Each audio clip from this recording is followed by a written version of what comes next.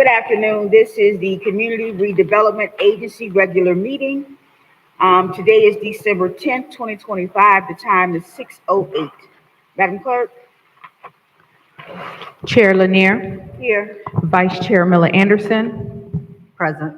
Commissioner Guyton, Here. Commissioner Spiritus, Here. Commissioner Davis Panir, Here. Mayor Douglas Lawson. Here. Also present on the dais, Attorney Opal McKinney Williams with Pittman Law Group, Giselle Mercius, Executive Director, Anita Jenkins, Director of Neighborhood Services, Shirley Desir, Director of Administration. Thank you. We will have a moment of silence followed by the Pledge of Allegiance from Commissioner Davis Padilla.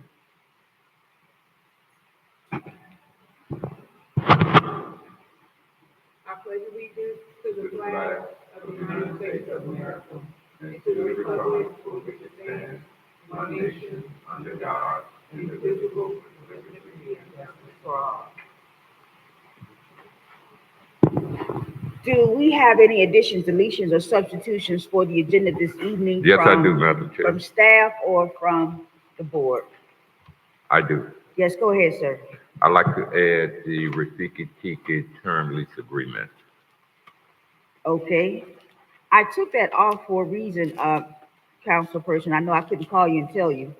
But there was a market study that was done that did not cover the entire city. It was only 2 miles. And I know that the rent that's paid over in Imperial Plaza is different from the rent that's paid here at the marina. So I wanted to make sure that we got prices from other marinas and not just 2 miles out in the city of Riviera Beach. That was the reason why I didn't put it on, because it wasn't expanded. Chair, Go ahead, sir. I would like to add the Raptiki project on the agenda as well. I think 2 miles is fair. You can't compare a marina in Jupiter to a marina in Riviera Beach right now. The comps in the market are what they are. I think that we can, but Commissioner Guy?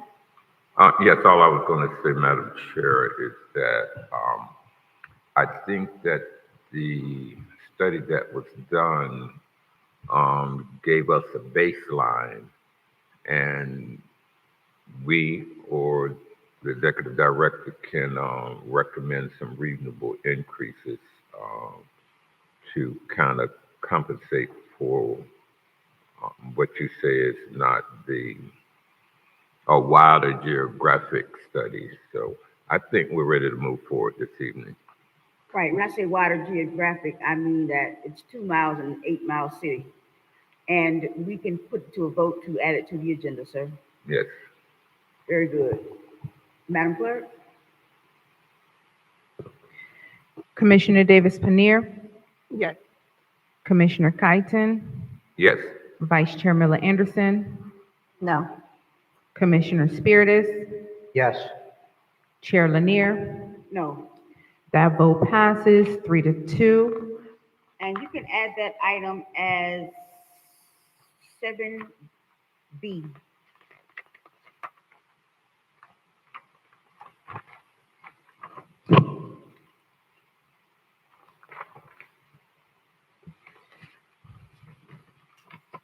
Any other additions, deletions, or substitutions in regard to this agenda this evening? Yes, Madam Chair. Yes, go ahead, sir.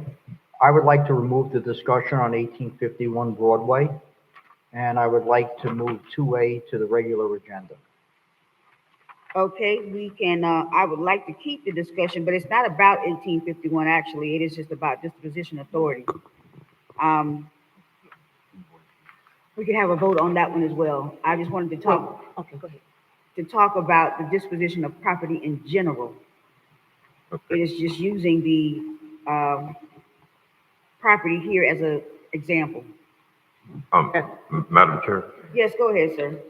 I think the commissioner recommended 2 items to deal with. I like to take them separately because I don't have a problem dealing with your discussion to flush that out. And the other one, that was suggested, I don't mind moving it to 2A. Madam Chair. So I don't support removing it. But Okay, in your so, discussion, so you don't have an issue with the keeping 6A? Madam Chair, Go ahead. it's been changed on here. Online, it says discussion on land process and disposition authority. It no longer says 1851 Broadway. I believe Dr. Spiritus referenced it as 1851 Broadway. So it's not that anymore. It's No, been revised to say discussion on land process and disposition authority. I don't know if Mr. Mercius want to explain that a little different, explain it more as to the change, because he's referencing a specific project. Chair, Yes, go ahead. thank you, and good evening. This specific item was requested by the chair to place on the agenda. This item, because 1851 was already awarded, specifically this item discusses upon disposition process and what the process looks like moving forward for the city and the CRA to take on future dispositions, not particularly on 1851, but using 1851 as a discussion point. Madam Chair, Yes, go ahead. so that's clarification because it's 6A under discussion and it still does say 1851, so I'm not sure.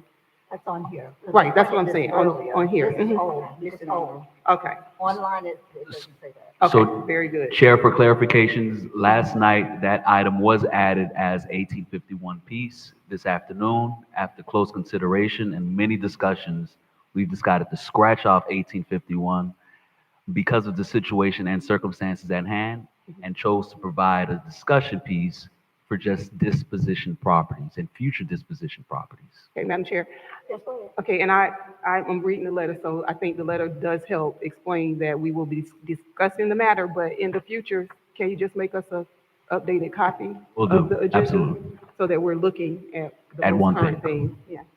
Noted. Chair? Yes, go ahead, sir.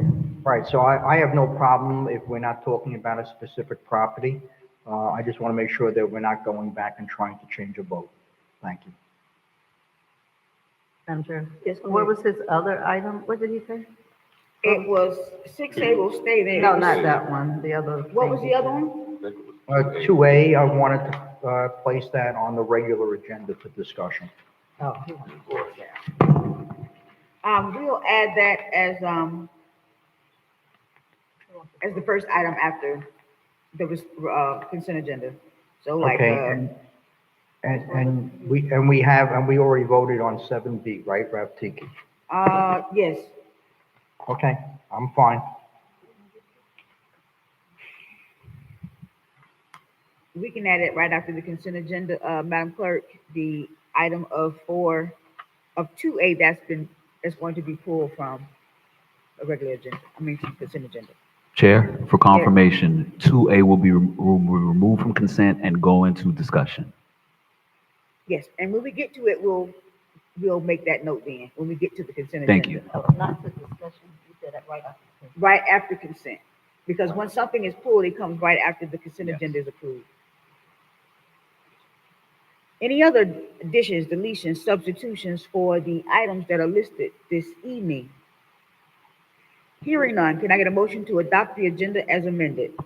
So moved. Madam Chair, hold on, I'm sorry. Okay, I want to pull 3A. 3A, okay? And do you want to, okay, we'll put that right after 2A. Right.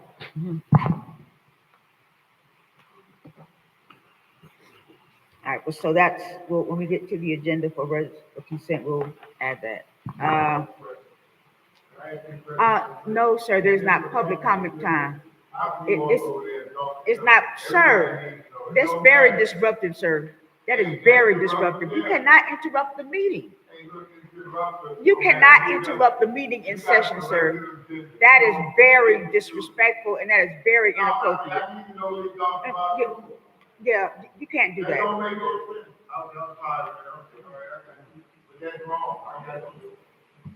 Yes.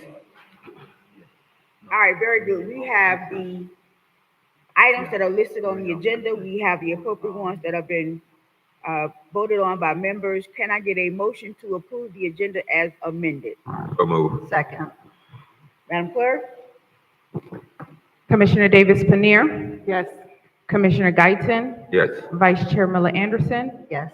Commissioner Spiritus, Yes. Chair Lanier. Yes. That motion passes 5-0. We have the consent agenda that is next. It is routine board business. The consent agenda is approved by a single majority vote. Items may be removed for open discussion at the request of any of the Riviera Beach CRA commissioners. We have already discussed that we will take 2A and 3A off of the consent agenda. Are there any other items that you want to move from consent agenda? Hearing none, a motion to approve the consent agenda as amended. So moved. Second. Madam Clerk? Commissioner Davis Panir, Yes. Commissioner Guyton, Yes. Vice Chair Miller Anderson, Yes. Commissioner Spiritus, Yes. Chair Lanier. Yes. That motion passes 5-0. Our next item, Madam Clerk, 2A. Presentation item, quarterly clean and safe police No, we're going straight I'm to sorry, the items that were yep, pulled from the 2A. agenda. Yes. Item 2A, invoices. Vendor invoices, Mr. Mercius. I think. Chair? Oh, I'm sorry. Yes. I I'm will. sorry. It's, No, no I'm worries. sorry, Dr. Spiritus, could you go ahead with the questions for that item? Yes, Chair, and thank you. My concern is not specifically with the invoices themselves. I'm sure the contractors did the job, and I'm sure they did a good job. My concern is that we have given the executive director the ability to spend $25,000 at a pop without our approval. And he could be spending, $1 million on one contractor without our approval. We're only hearing about it after the fact to approve a payment, which we have no choice but to pay. I think we have to come up with a different policy in how these funds, what the executive director can spend on one contractor within a certain time period. Otherwise, we're going to have $1 million, which isn't even audited, at $25,000 a pop. I think we really have to look into this in greater detail, and we have to cover ourselves with respect to auditing and with respect to spending, giving the authority for our executive director to spend a substantial amount of money. I mean, $25,000 is one thing, but when you spend $25,000 on one, one consultant, now it looks like you're trying to circumvent the bidding process and going to the board for approval as well. Okay, if I'm not mistaken, isn't the amount of money for the consultants a part of the contract and what they receive every month? Chair? Yes, go ahead. Yes, it is. Okay, so that amount, Dr. Spiritus, is what is in the contract to be given. I know I've seen JLL 25,000 every month for a long time. Okay. And it's a part of So- their contract. Okay, Chair, so why is it $25,000 for every contractor? That seems very unusual to me. And when you're billing on an hourly basis, that everything comes up at 25,000. I can have the executive director to send you their contract, but it is something that we approved. Okay, I can see the total amount. I'm just concerned that the monthly bills all seem to be the same. Madam Chair. Yes. How much is his contract, Mr. Mercius? Chair? Yes, go ahead. I believe this contract is worth about $200,000. And Chair, allow me to clarify the Yes. two line items of the 24,000. I believe that Commissioner Spiritus is discussing in contention. The 24,000, both of them are from previous months. Prior to the signing the contract, E.O. Waters, they missed specific deadlines within our office operations and within our operations to submit invoices and to have them on the agenda and to be posted on within a specific time frame. They've missed those dates, because they didn't know those dates. They didn't know what the protocol and what the processes were. We've sat down with EO Waters and their group to explain to them what the processes looked like. And these two invoices of 24,000 were for previous months, I believe, from October and November, or September, October, either or. Um, but within these invoices, that explains why those $24,000 invoices are here. Madam Chair. Yes, go ahead. Are you, Go ahead. Dr. Spears, are you finished? Well, I guess, Director Mercier, so you're saying, are these prior to the contract or part of the contract? These are a part of the contract. I'm sorry, Chair. Okay. These are a part of the contract. Okay, so they were basically catching up on old invoices, and Correct. that's why it came in at this. Okay, that explains my confusion. Thank These you. fees are already encumbered within our budget that was approved earlier this year. Now, I'm not asking about the budget. I'm talking about were they approved prior to us approving the contract? Yes. Oh, so this was prior to the contract. That's why it's Oh, you just said no. 25,000. Okay. For clarification, there was a contract first. Moving forward to the contract, this is what you see now is all the work after the contract. After the decision was made to approve EL Waters to move forward, these invoices are after that. Or after that. Okay. So why do they end up being 24,000 and 24,000? Isn't that a little unusual? Chair, Yes, go ahead. to answer that question, no, it is not unusual. What we've proctored for EL Waters to do is to create a mobility plan for us. That mobility plan, it consists of coordination with city staff, along with meeting times, along with the county staff in consideration with their mobility plan and access of that, and also some coordination with outside vendors as well. Um, that's where these fees come from. We'll continue to work on that mobility plan, but we will be observant of what those invoices amounts are in future basis. Okay, Chair. Yes, go ahead. I have no problem with the work and with the contract. I just find it unusual that it comes out to the same amount of money. Are you telling them to build up 24,000, 25,000 when they do their invoices? You trying to make it easier? Is that what happened? Chair? Yes, go ahead. No, sir. So it just came out to be 20 when they're charging on an hourly basis. They both came out at $24,000.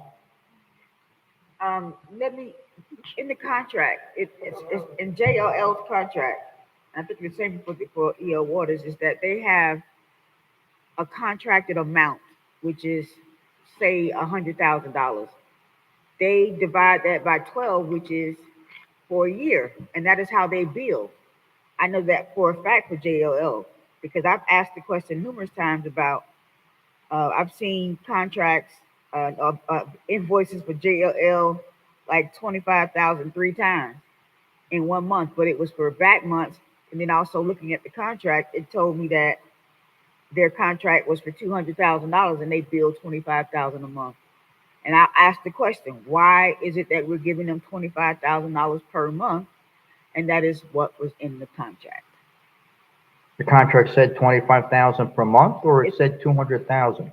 It's set at 200,000 a year and it's divided by 12. Now, I don't know if that's the exact amount, but that is how it works.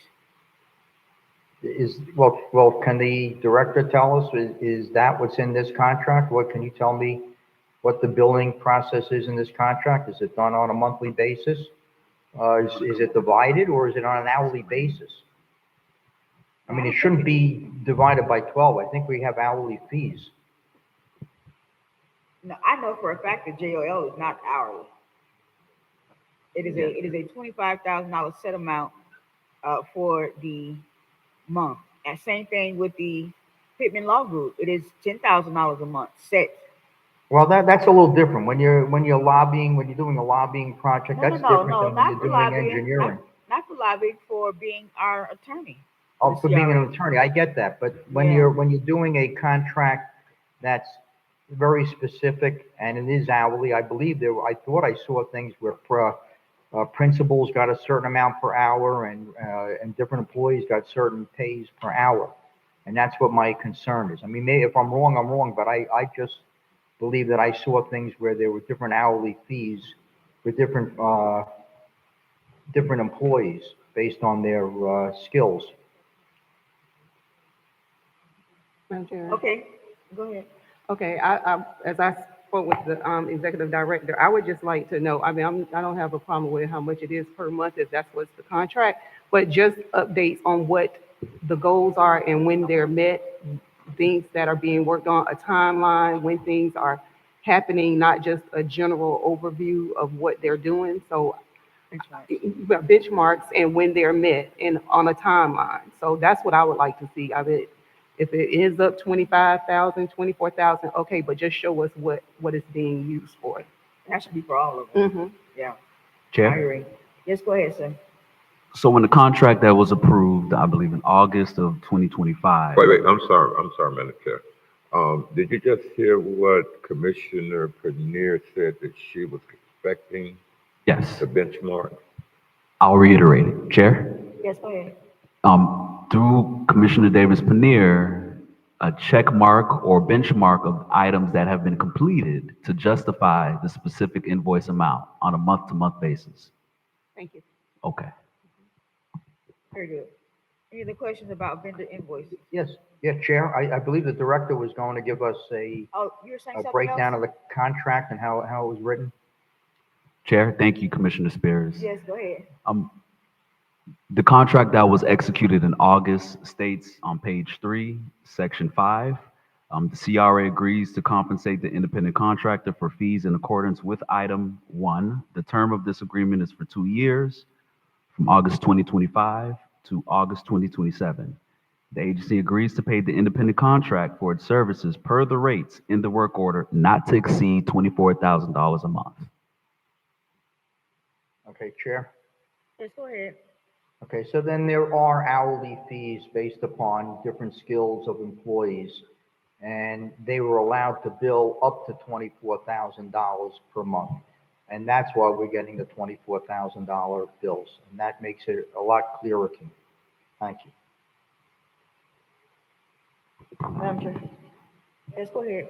So what are some of the things, what else will he be doing? I know the mobility transportation plan is on for presentation tonight. So going, I guess maybe we can, I'll wait till we get to the transportation plan maybe. But if you can tell me a little more about what is he going to continue to do with the while he's on contract? Chair? Go ahead. The structure of the contract is an on needed basis, so as needed. So not just monthly? No, as ma'am.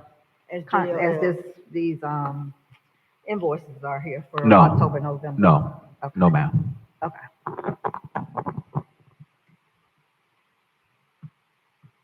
That's it. Madam Clerk.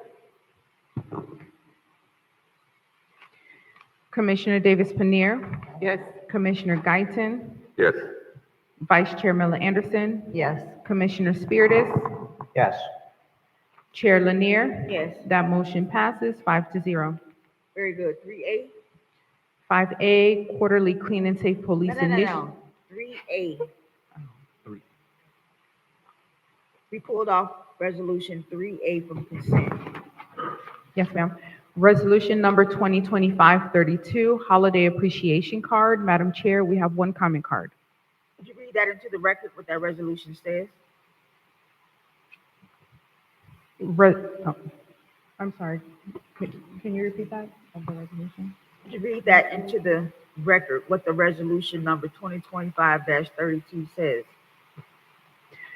Resolution number 2025-32 of the Board of Commissioners of the Revere Beach Community Redevelopment Agency authorizing the issuance of holiday appreciation gift cards to all CRA employees in recognition of their dedicated services, providing for the distribution of $300 gift cards to all employees, authorizing the Executive Director to deduct from the appropriate fund account, providing an effective date. Madam Chair, we have one comment card. So moved. So moved. Second. Executive Director. You can, Madam Chair. Well, Chair, again, this was on That was- consent yes, already and it no, was yes. being presented. Yeah, but it's a resolution though, so it's not like it's a invoice where he had to present his question. If it was on a regular item, how would it be presented? I'll present it. Yes, sir. Yes, Okay. ma'am. This resolution specifically discusses about the CRA employees recognition, providing the distribution of $300 gift cards to all of our employees. There is a fiscal impact within the CRA of $7,800. What this item specifically is we're just following the protocol and procedures of what the city has been approved upon for our CRA employees. In the future, since this wasn't a budget discussion, in the future, and we realize that it wasn't, we will have these discussions and we will have open dialogue about what a Christmas bonus will look like for each of our employees for this upcoming fiscal year during our budget season. Madam Chair? Yes, go ahead. The reason I pulled it is basically because of the same reason I had on the city side.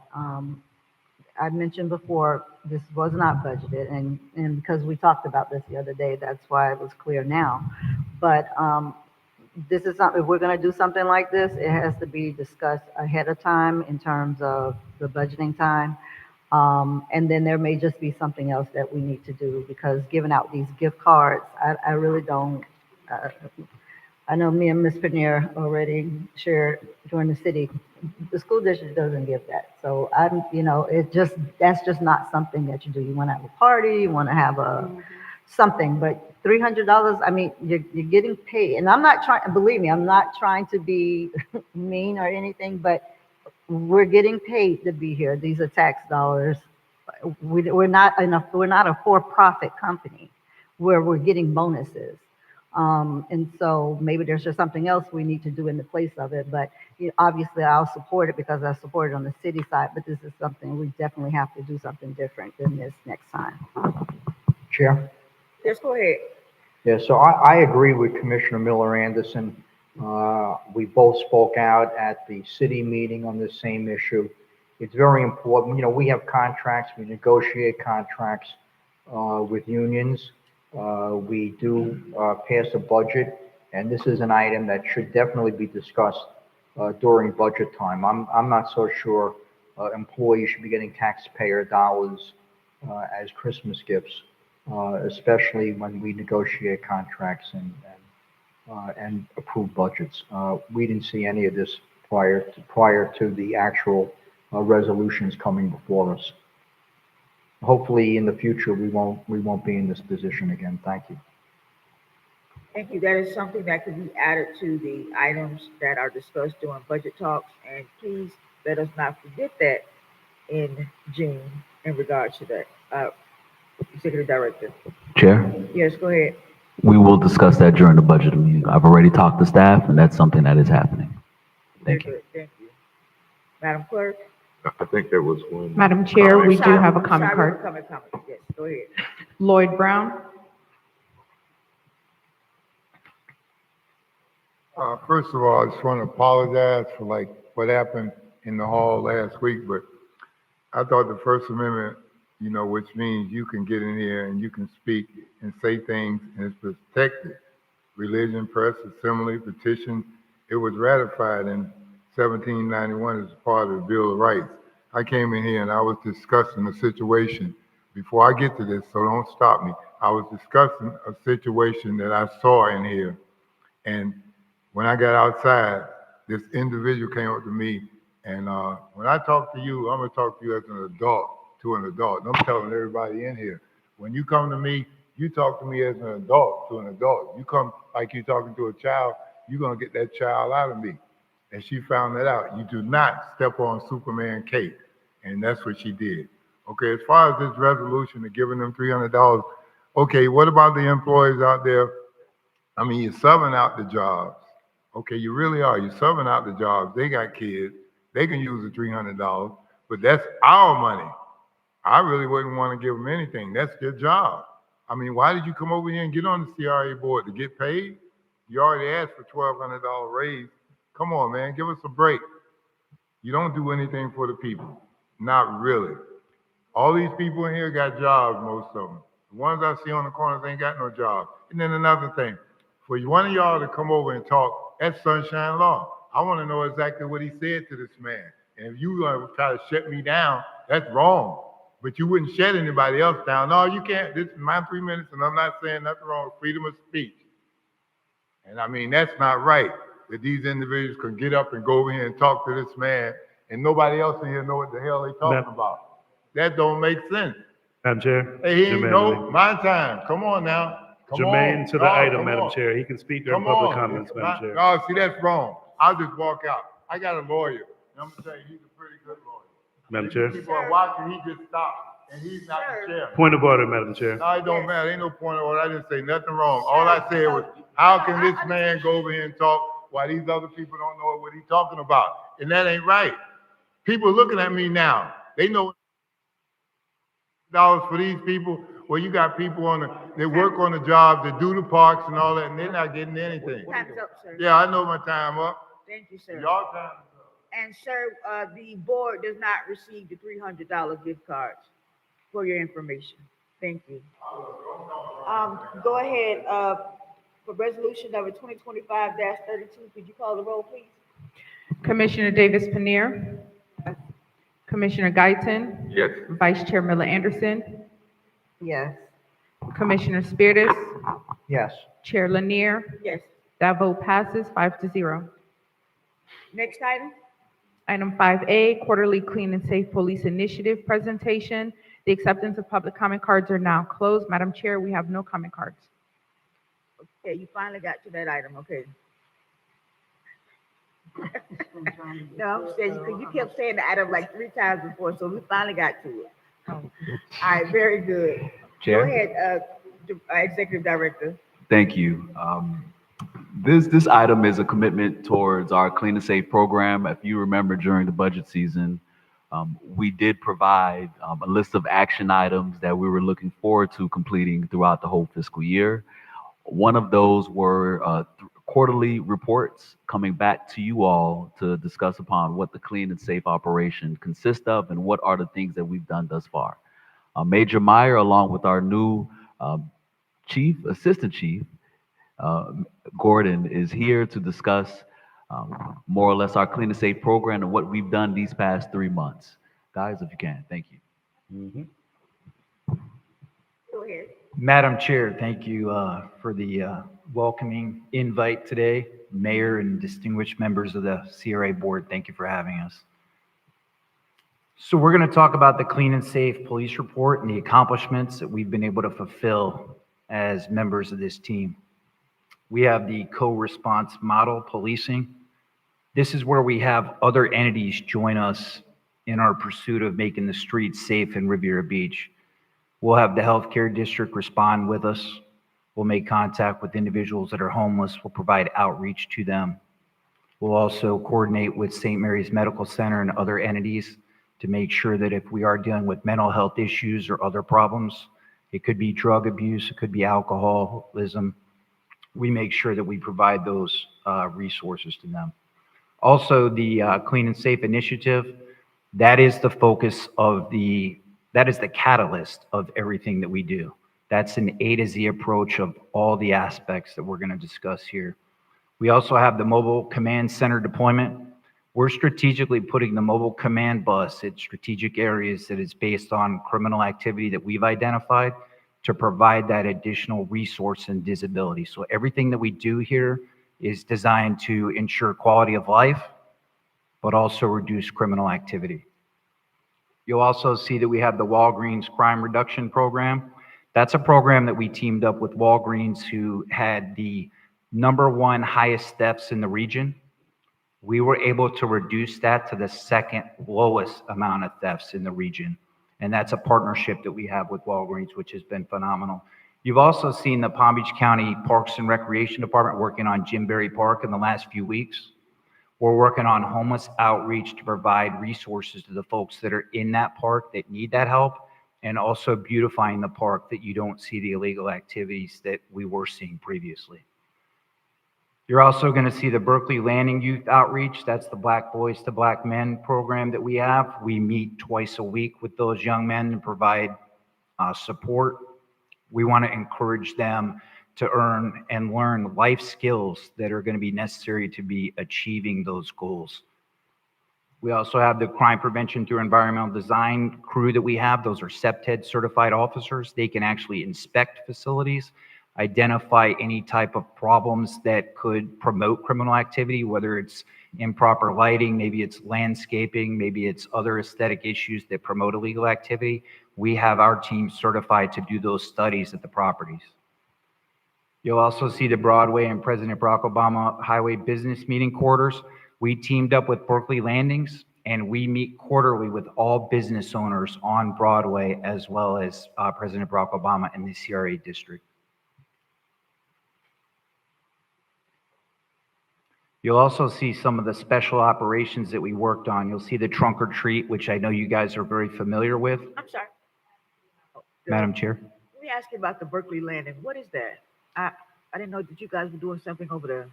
Yes, ma'am. So we work at the Berkeley Landings property, and we do the Black Boys to Black Men mentoring program there. We meet there typically twice a week. We also use that facility for our meetings for our business owners. So we use their facility to operate out of it. They've been very kind to allow us to use that.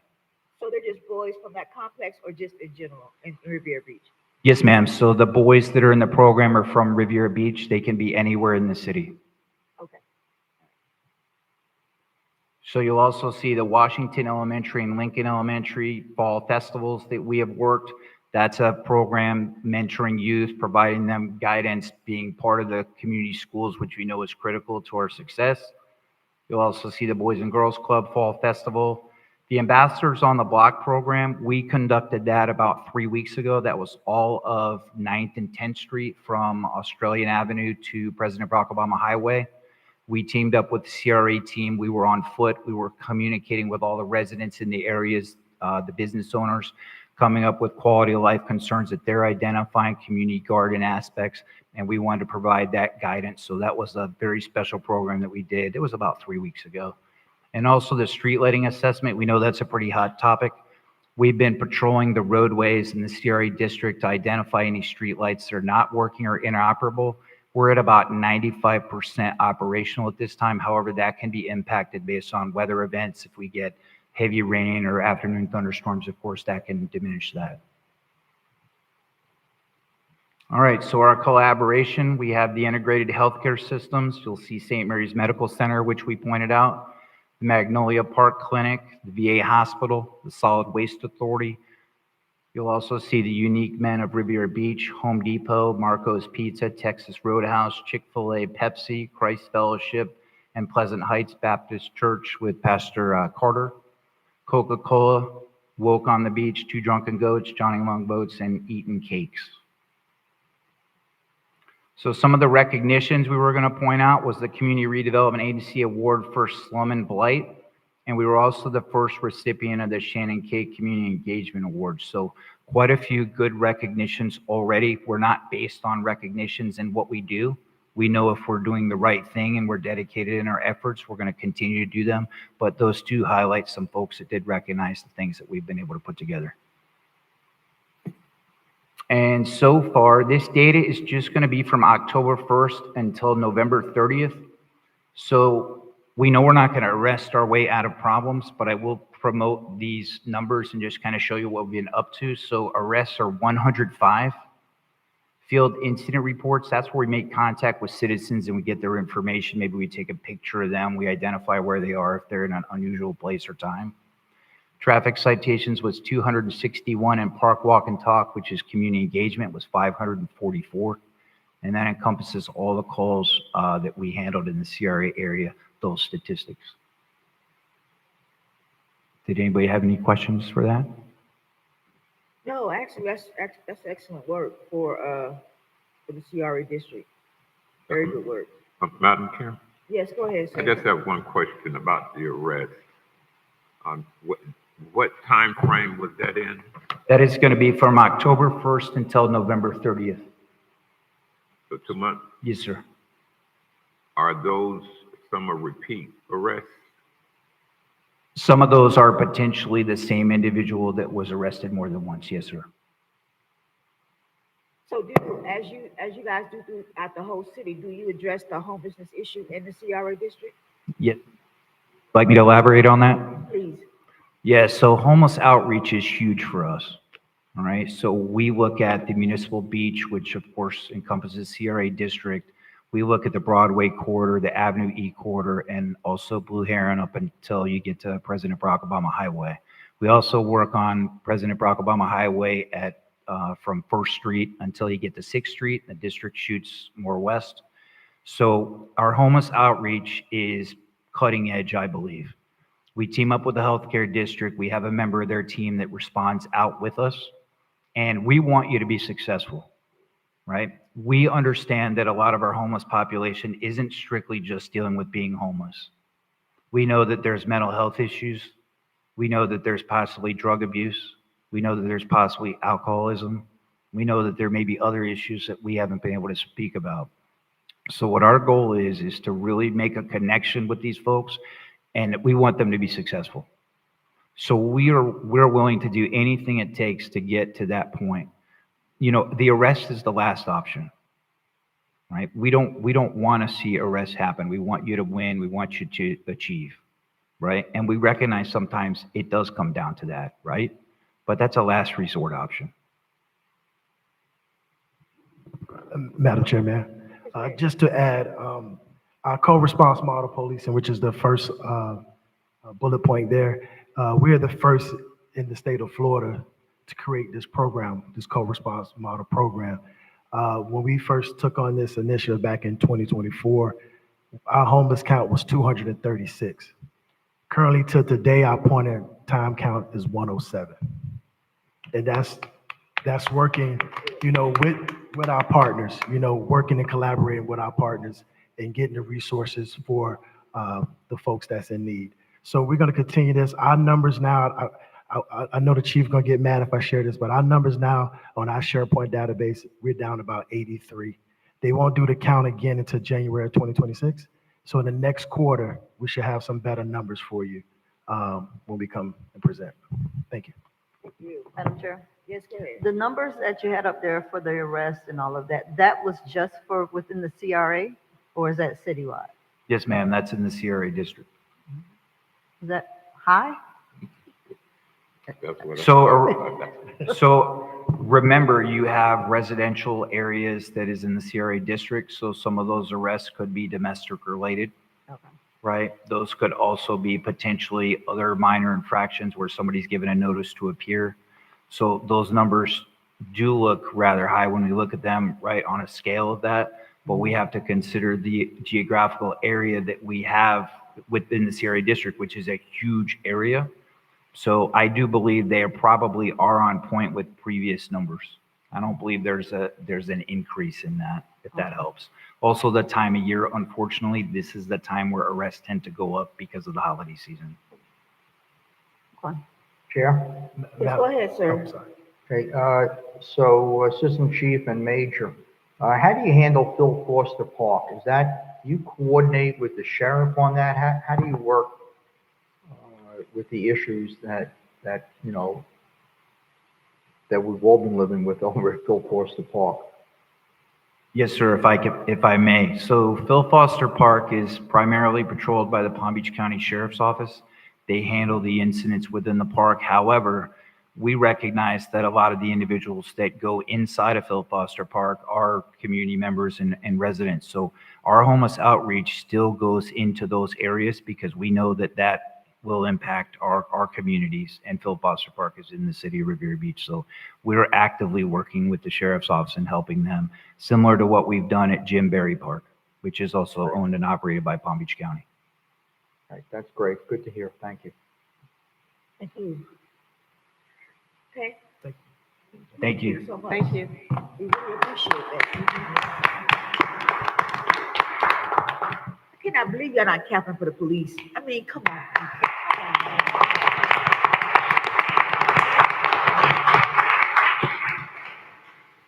Thank you. Next item, Madam Clerk.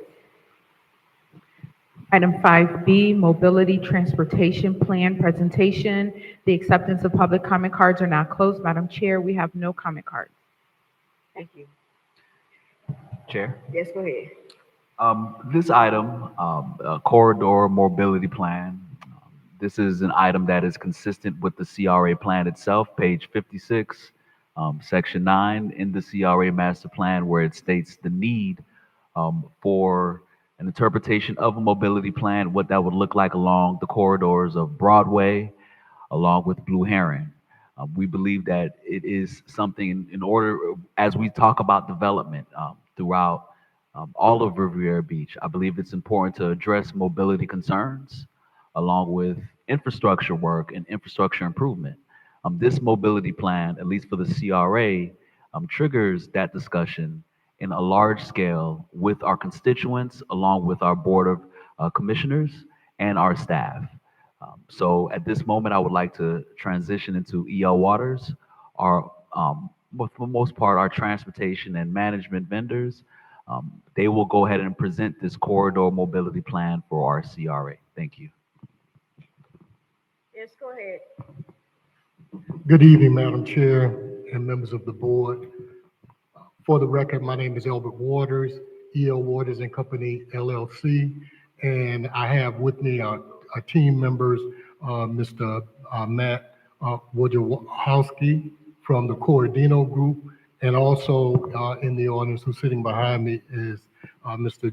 Jose Leisure, who's a part of our team. We're here to present to you, and let me just back up for a minute to thank each and every one of you for meeting with our team on a one-on-one basis, and that gave us an opportunity to present to you what our vision is in reference to trying to implement what the redevelopment agency has provided. And Mr. Excuse me. And Jadelle has mentioned to you the fact that this is an ongoing effort pursuant to your adopted CRA redevelopment plan. So with that in mind, what we will be conducting is the preparation of your corridor mobility plan. The corridors that we, as we had discussed earlier, centers on corridors and the catalyst for the community. As you can see on the graphic on the left, you know, the focus is to build sustainability and economic growth for all within the redevelopment area and beyond, and also to empower access to the opportunities for each of the residents. These corridors include, as you can see on the board, those areas that have been emphasized within your redevelopment plan that has been adopted. So we're moving forward to bring that project and that vision to fruition.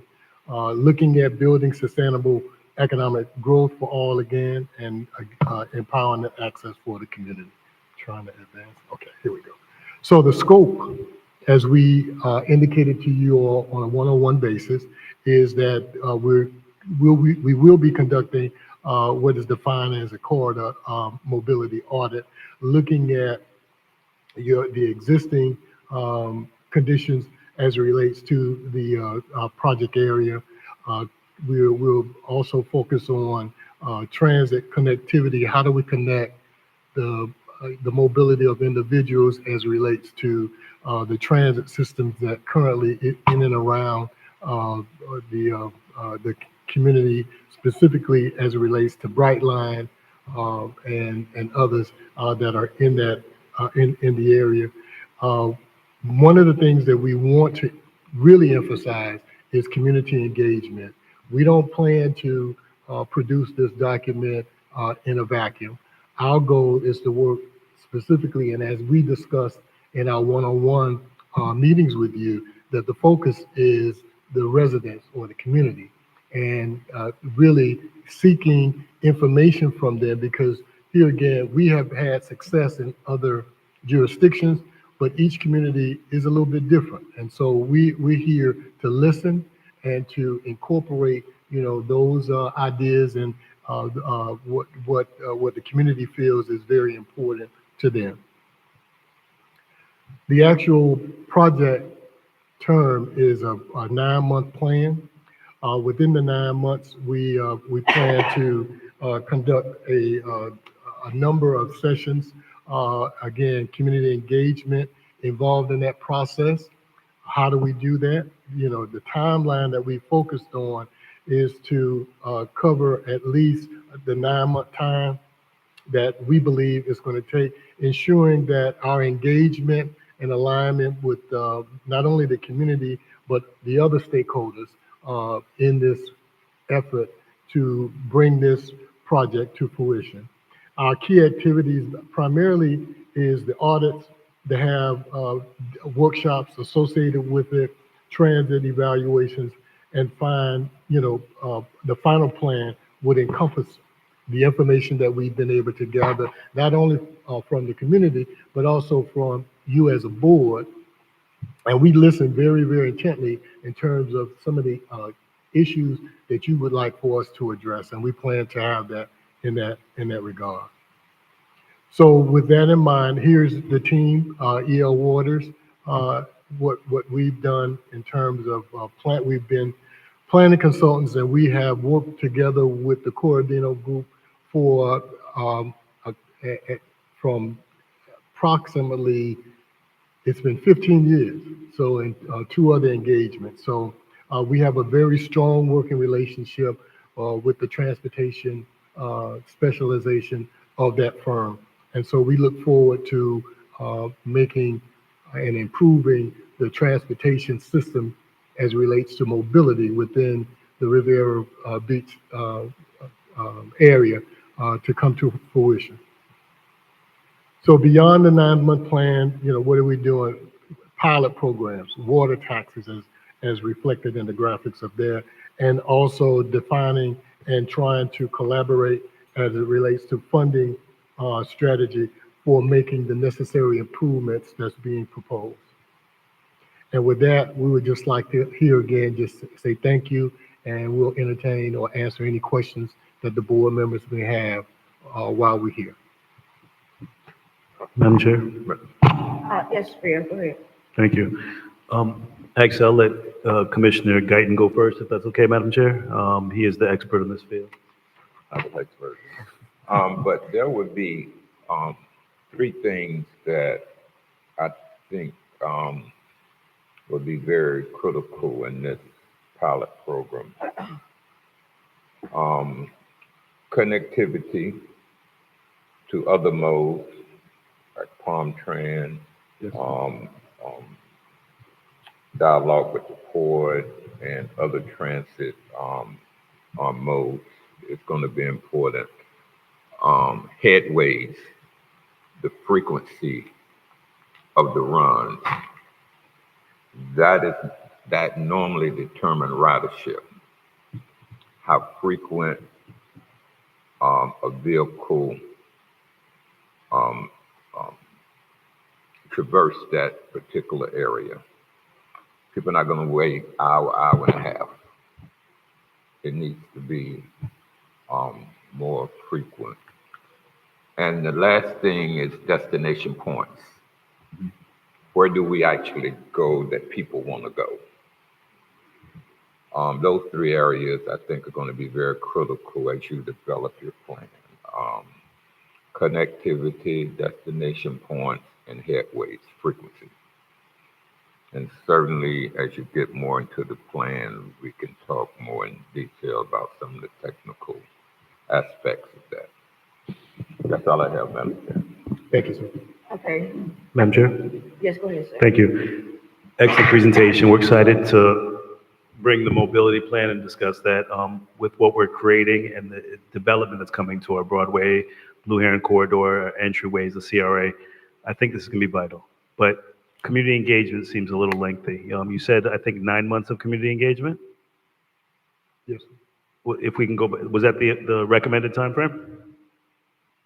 That's the overall project. Overall project? Yes. So how the charrettes and the conversations, what does the time frame look like for the charrette conversations, community conversations?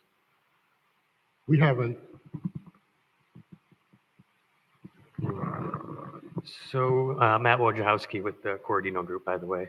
Thank you. Thank you for the opportunity here. So we do have, in month 3 is when we would have the initial visioning workshop.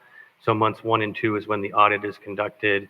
We pull all the data. That way, when we meet with the community the first time, we have some of the existing condition data to present to them, and some photos and those kinds of things. So there's a kickoff workshop in month 3.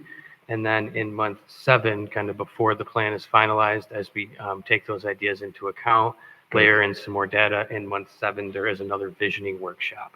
Okay. So right now we have 2 in-person events that are built into this this particular 9-month process. Okay, so it's a total of 9-month process, but the workshops are going to be within the first 2 to 3 months. One at month 3 and one at month 7. Perfect. Conversations. Who are going to be our contact? Who are going to be the individuals that we're actually speaking with? Are we looking at shareholders, residents, business owners, development community? Who's going to be a part of our audience? Yeah, all of those stakeholders that you mentioned that are in the CRA, especially, residents that are living in the area, that are shopping in the area. All of the stakeholders that we can identify and bring to the table. And I know there's been some discussion of recording these meetings and being able to make those videos available online so that we can solicit feedback that way as well. Especially our seniors. Mobility is going to be very important for the seniors, so I definitely want to make sure that we're capturing and touching on all of our seniors. We have senior facilities in here that we can market directly to, but making sure that they're engaged with it. And last question, Madam Chair, is which communities have you actually studied and modeled after, which are similar to Riviera Beach when it comes to optimizing mobility? So for myself, I know that our firm has worked on the Palm Springs Transportation Master Plan. And they've, as well as other consulting services in Palm Beach County. I'll defer. In addition to that, Fort Lauderdale, Miami-Dade, there's current discussions in terms of mobility activities for the city of Miami Gardens. So those are the requisite cities and counties that we've been involved in. Perfect. And it was kind of a loaded question because there's really no community like Riviera Beach, but essentially we want to make sure community engagement, charrettes, conversations are really discussed. And then also accessibility for disabled individuals as well. Disability is going to be something that's important because they're having that conversation down at the county and making sure that we incorporate that with the county's plan as well. Thank you, Madam Chair. Madam Chair. Madam Chair. Yes, who Anderson? No, it was, Okay. I All was right. third. I was third. Okay, no problem. So thank you, Madam Chair. I was just wanting to make sure that when we're presenting to the community that we also collaborate or get some presentations or some meetings with West Palm Beach, who's already has like the Rose Trolley, the circuit. And I think that, that enlightens the community on what, the possibilities are for transportation here in trolleys and shuttles here locally. So we do have some that are, very successful in West Palm Beach. I've used them. Great, great asset to the community. So I would love to, make sure that we are also meeting with them to see how it's working there. Chair, Yes, go ahead. if I can, to that point, Commissioner Davis Panera, one of the first tasks that we'll be working on after this, this may be approved. I don't want to, but we will be seeking out discussions with the county with their upcoming mobility plan to incorporate their mobility plan into this mobility plan as well. So there will be synergy with neighboring cities. As Commissioner Guidance stated, there are opportunities for connectivity with different transportation modes outside of the city as well. We will be looking to coordinate those through possible interlocal agreements as we move forward. Thank you, Commissioner. Commissioner Spiritus? Okay, first I'd like to thank the executive director for taking on this project. I think this is a wonderful project, and making this on the top of your list when you first got there was just, excellent decision. this project is probably as important or more important than bringing the building out of the ground. This is going to make those projects possible and make them a good project to work with the city and with our development. Without this mobility, we will have no development. It'll never work. I would also like to thank Commissioner Reed from Palm Beach Gardens for working with the CRA on this project in the very beginning. She was the former mayor and she volunteered to assist our city, and that was great that she was able to do that. I would like to make sure that our consultants do origin destination models and surveys. I think that that's going to be very, very important to the success of this project. Obviously, I think our Commissioner Guyton hit the nail right on the head.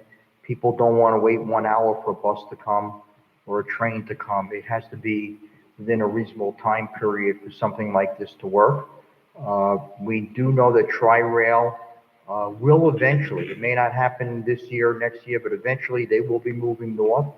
And Riviera Beach is a perfect location for an intermodal transportation center. So we'd like you to home in on that. I think that would be a good idea. It's going to take years for us to finish everything that we want to do with transportation, but we have to identify it now and then get it identified with the MPO in the future if we want to actually see the plan implemented. Doing a plan is one thing, but implementing it is a whole different story. I think I have a lot of trust in our CRA staff and our executive director and our consultants. I want to thank all of you for everything you're doing with the mobility study. This is probably one of the most important projects you're working on in the CRA and for the whole city. Thank you. Thank you. Any questions for the mobility plan? Yes. Yes, go ahead. And maybe I missed it at the beginning. The Cordino group, so where are they? They're getting paid through Mr. E.O. Waters? Okay. So I guess, so you'll be working together, so anytime that we have a presentation, it'll always be the two of you coming and having that conversation? It varies, but primarily the two of us, yes, ma'am. Okay. All right. And your specialty is in this particular field? That's why you're coming on board? Okay. Okay.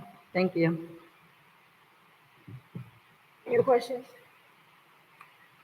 Madam Clerk, next item, thank you so much for your presentation.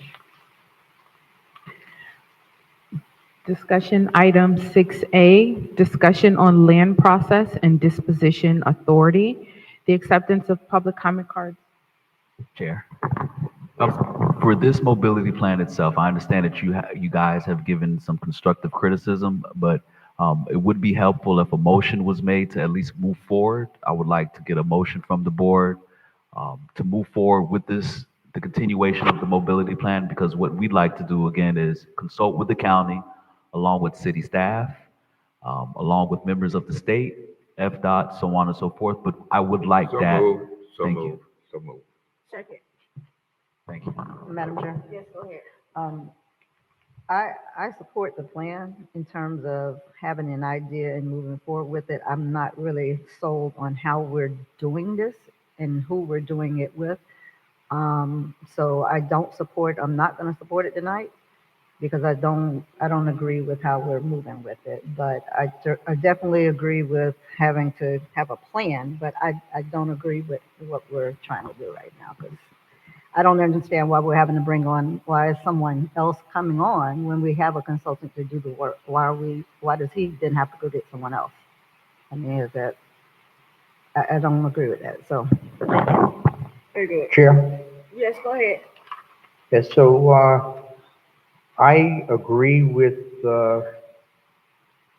Commissioner Miller Anderson. I don't understand why we didn't go directly to a transportation engineering consultant, but putting that aside, didn't we already agree to move forward with this when we approved the contract? Chair? Yes, go ahead. We agreed with the contract to use E.L. Waters as a planning and development arm. for the CRA. I'm using EO Waters as not only our planning and development arm, but also for this transportation and mobility plan as well. Okay, Chair? yes, go ahead. So shouldn't we be doing a separate resolution for a transportation engineer to do a mobility plan for the CRA? Chair? Yes, go ahead. I don't believe that's necessary. I believe that I have the tools and the resources here within not only staff, but along with our EL Waters group to continue to move forward with this transportation plan. Yeah, Madam Chair, Yes, go ahead. and if we were to do something, I wouldn't recommend a transportation engineer. They don't actually do the plans and routes and things like that. Planners do that part of it. But the engineers deal more with the infrastructure, the installation of shelters and pads and things like that. So whoever we get, we got to make sure we have the right professional doing what we need to do. But I think the plan is is on the right track. Um, Transportation planning is something that is very complex because it's custom made. Somebody asked about a similar community. Um, Communities are different. Their movement is different. Their lifestyles, some are similar, but by and large, it depends on what the destination points are within that community that determine the planning routes of that particular community. So it's got to be very specific to Riviera Beach and whether residents have an interest in going and how frequent do they go. But anyway, I don't want to get into all those details, but I think we're on the right track. It's not uncommon for a consultant to bring a consultant on, but I understand Commissioner Miller's concern. We palm train our consultants all the time. We have a whole list of different consultants that we use for different things. So, but I think all of the input is good, and everybody input is important, and whatever anyone said needs to be considered closely and addressed. Thank you, Madam Chair. Madam Chair, Chair? Yes, go ahead. and just for confirmation, you did say that the contract, you are paying this gentleman, this company, under your contract. So they're like subcontracting with you, correct? Chair? Yes, yes, go ahead. That is correct. All right, thank you. Commissioner Chair? Spears? Yes, go ahead. Okay, so I just think from an auditing standpoint and for us to understand our own budgeting process, that it's better for us to know what specifically a consultant is doing underneath in a contract. If you're doing a $200,000 contract, it'd be good for us to know that $50,000 is for a mobility study, rather than just a general $200,000 consulting agreement. I think it's better for us when we go to future budgeting procedure and process for us to understand what we've spent and what we need to spend in the future. I think it's important that we separate out what consultants are doing. In all due respect to my colleague, transportation engineers do planning as well. They even do dwell times. They do everything. They do, scheduling. They do everything. Yeah, they have planners on board in most transportation engineering firms. But regardless, I just think if you want to call it a transportation planner / engineering firm, I would have thought that's what we would have gone with originally. But we're already here. I just think that we have to break out the amount of money that we're going to be spending on the mobility study as compared to your full $200,000 contract that you've been approved to do. Okay. Any questions? We had a motion and seconded. Madam Clerk? Commissioner Davis Panir, Yes, Commissioner Guyton, Yes. Vice Chair Miller Anderson, No. Commissioner Spiritus, Yes. Chair Lanier. Yes. That motion passes 4-1 with Vice Chair Miller Anderson dissenting. Item, item 6A, discussion on land process and disposition authority. The acceptance of public comment cards are now closed. Madam Chair, we have one comment card. Okay. Executive Director, Chair, yes, go ahead. this item was brought to our, this agenda item was brought to us to place on the agenda. This gives the board the opportunity to discuss future disposition processes and consideration using the last land disposition as a basis of the conversation. Chair? Yes. This was some information that I had that I couldn't kind of wrap my mind around at the last meeting that we had in regards to this particular piece of property. But what prompted me to write the email was that it wasn't so much this piece of property; it was just the disposition of property in general for the city.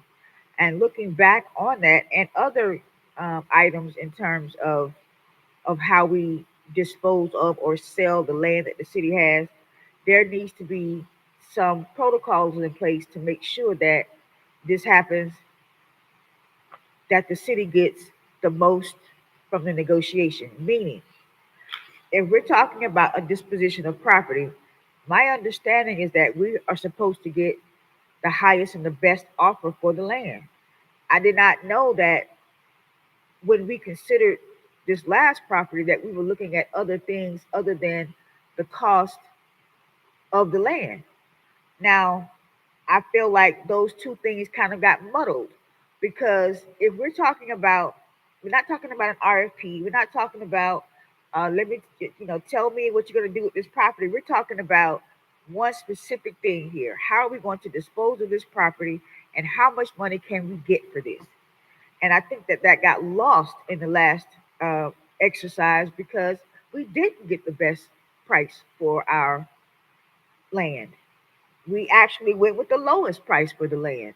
So I wanted to make sure that we had parameters in place as we move forward, looking at this because to have a piece of land and you have three or four other bidders who are saying, I'll give you more for it, and then we go with the least amount of money that we can get. I just can't wrap my mind around how we would do that, meaning that you're saying that price doesn't matter when in fact you're selling land. This is not just a proposal. This is not just an RFP. This is actually selling the city's or the CRA's land. And actually, it belongs to both. Part of it belongs to the CRA, part of it belongs to the city. The city had no say so. But that being said, I just think that we need to look at the protocol in terms of if we're going to sell land, are we not going to look at price? Because it just didn't make any sense to me at the time. And I think that when we were talking about it in the meeting, me and Councilman Guyton kind of went back and forth with it because I do always go with the selection committee. I do always say whatever the selection committee says, that pretty much is how I go. But this was the first time I did not. And I did not because of the fact that this was something we had not done before. This was a disposition of property. This was the city, the CRA selling a piece of land, and we went with the least amount of money that we could get for that piece of land. And I just don't want that to happen. That while we're in a position where we're asking for the least amount of money for selling land. And I think that when we went to this through this process of an RFP, that we kind of mesh these things together. When in fact, the most important part of this transaction is the money that we get for the land. And that got lost. I mean, we even had people coming up to the mic in the meeting saying, hey, I'll give you $100,000 more for the land. Hey, I was the one who offered you the most money. So we need to kind of have an idea of how we're going to move forward with these types of dispositions of land. Because it cannot be where we are saying you give me the least amount of money and then you can buy our land. It does not make any sense to me. So I just really wanted to, we don't have to, flesh it all out tonight, but I wanted to bring it to the board because this was a fresh um, disposition of property. And I wanted to make sure that the board understood that this needs to be a policy. We need to draft draft a policy that looks at how we sell our land. And we don't have that. Madam Chair. Because, I'm Okay. sorry. Go ahead. And I'm just saying because we sold it for the least amount of money at the last juncture. And I don't think that should be the case. Go ahead. So would it have been better if it had been two separate Yes. things? Okay, because I still would say, I would want to know what the developer is going to do with the land. I mean, because it may be the highest bidder, but what if they're putting something on the land that we don't think is best for our community? So, I would still want to know, Hold on, of course. how they're going to use it. So how do you get that balance? I understand what you're saying, but how do I think that what we get the balance is, for example, you could do a situation where you get 3 bids for the land. Mhm.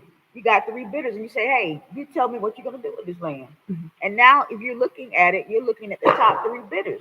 But in this case, we didn't even look at any of the other bidders. We just looked at one bidder and said, we like what they're going to do, and we're going to give them the land at the least amount of money that everybody else said they would buy the land at. So we took them saying that they were going to do this, but we didn't think about price. And I think we should think about both. That we should think about how much we're gonna sell this land for first, Mhm. and then what you're gonna do with this On the land. back end? Mhm. And I think that that is how you get to the highest and best use for the land and the most money for the land. And that I think is the crux of the argument is that I just don't see us giving away land when you have 3, 4 other people who are saying I will give you more. And guess what? This proposal looks better. So, I think that it kind of got meshed together, which it shouldn't have. And I think that because we're looking at this from a proposal standpoint rather than a disposition of property standpoint, we have 2 issues on the table. Exactly. And moving forward, we need to make sure that these 2 things do not cause us to lose money on a piece of property that we could have got more money for. Madam Chair, Yes, go go ahead. ahead. Maybe you can answer, but why did it get combined and the onset? That's a question for the procurement department. But as I was asking during the meeting that we had, I was asking for why is it that the price of what we're going to sell the land for was the least amount of points. And then on top of that, the points were not even in the RFP. They had no idea what was That's what I weighted. wanted to know. That was You know my what I mean? follow-up question. They had no idea that it was worth that amount of points. And then I think the response was, hey, I want them to put their best foot forward. What does that mean? That means that no, if they know that, listen, you're in competition with 4 other people Mhm. for this land, and we go on with the highest bidder and the best use, then they would know that, listen, we putting weight on this money, on how much we're going to get for it, but also putting weight on these other issues as well. Well, Madam Chair, I totally agree. That was going to be my follow-up is how could the points, be calculated based on, like you said, the bid of, the land for the, the amount for the land. And was that considered? Miss Procurement, could you please come to the Director podium? Ammons? I'm sorry, Miss Ammons. Thank you. But Miss Ammons had this conversation, me and the director had this conversation, but as I said earlier, I have never not gone with the selection committee. And I did this time because it felt like we got the least amount of money for this property. And I just wanted to explore that. Go ahead. Hi, good evening, Chair and the board. For the record, my name is Latanya Ammons, and I am the Director of Procurement here for the city and the CRA. I want to officially, for the record, state that this was not an official RFP that came out of the procurement department. Hold on. Hold on. This was not an official RFP when it was RFP written on the solicitation? You said a RFP written on, I'm sorry, okay.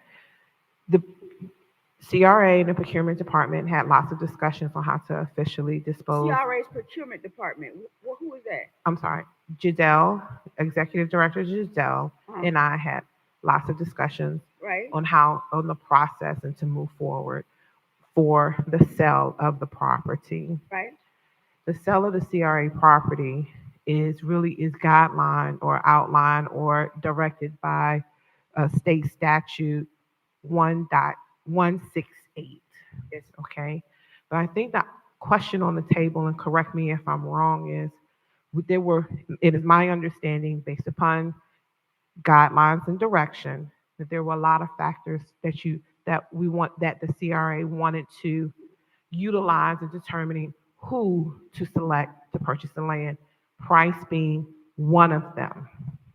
So when you look at the actual newspaper posting, it was price, it was, community developments, and all of those particular elements would go into how you would decide or present to the board on right. who Tell to me this, select. before you move any further, tell me this.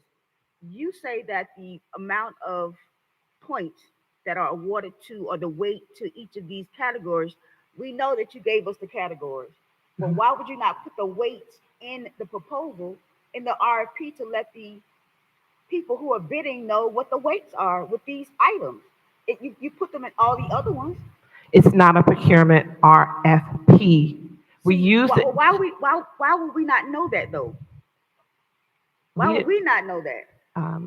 I'm not sure why you all would not know that. I don't have an answer for that from the perspective of coming here and presenting. We talked about the disposal of property. That was the language that was used, the disposal of property. Then we extended it for another 30 days. We used procurement methodology to examine the packages to come before you guys with something that was fair and transparent, not a true RFP, because RFPs are to buy something and not necessarily to sell something. So, what was the best methodology in disposing of the property? Because it was my understanding you didn't want just price, it was all of these other elements. So, okay, so the It was question your is, understanding from whom that you just didn't that we didn't want to look at price? I believe the direction, Giselle. Chair?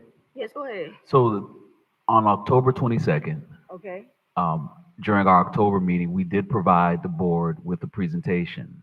The presentation states what were the directions, or excuse me, what were the criteria for the selection for the board for the 1851 development.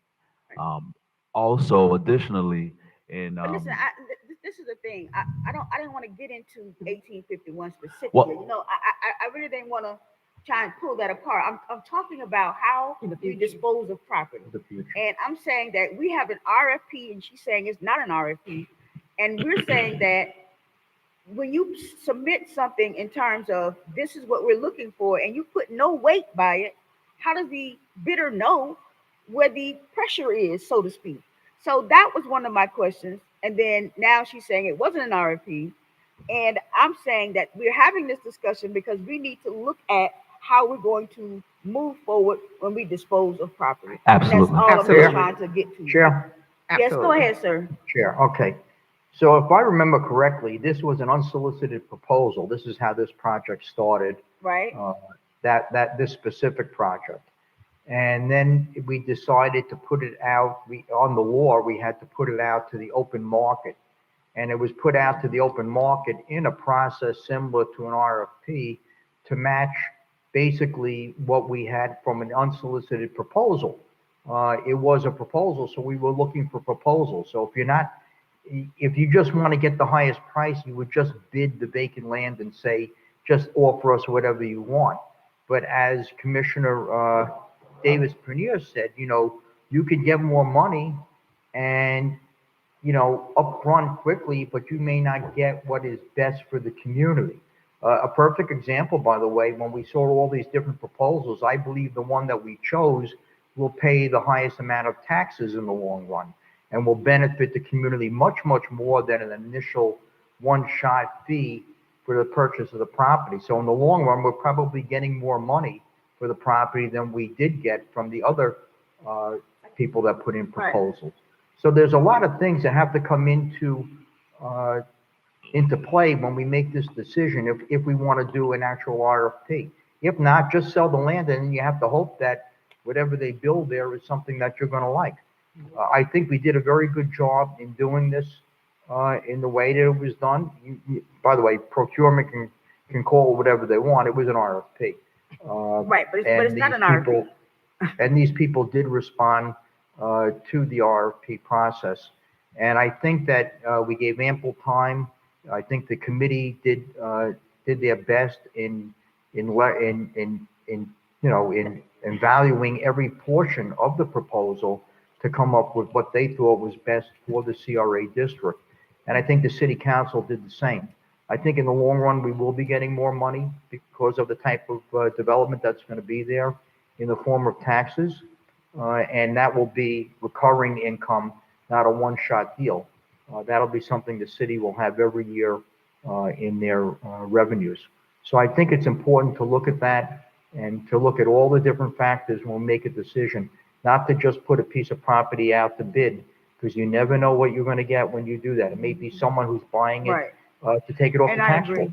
I totally agree with that. I totally agree. I'm saying that the way that this last piece, and I don't want to be specific about it, the way that it happened, there was no waits for the people to know where the pressure was.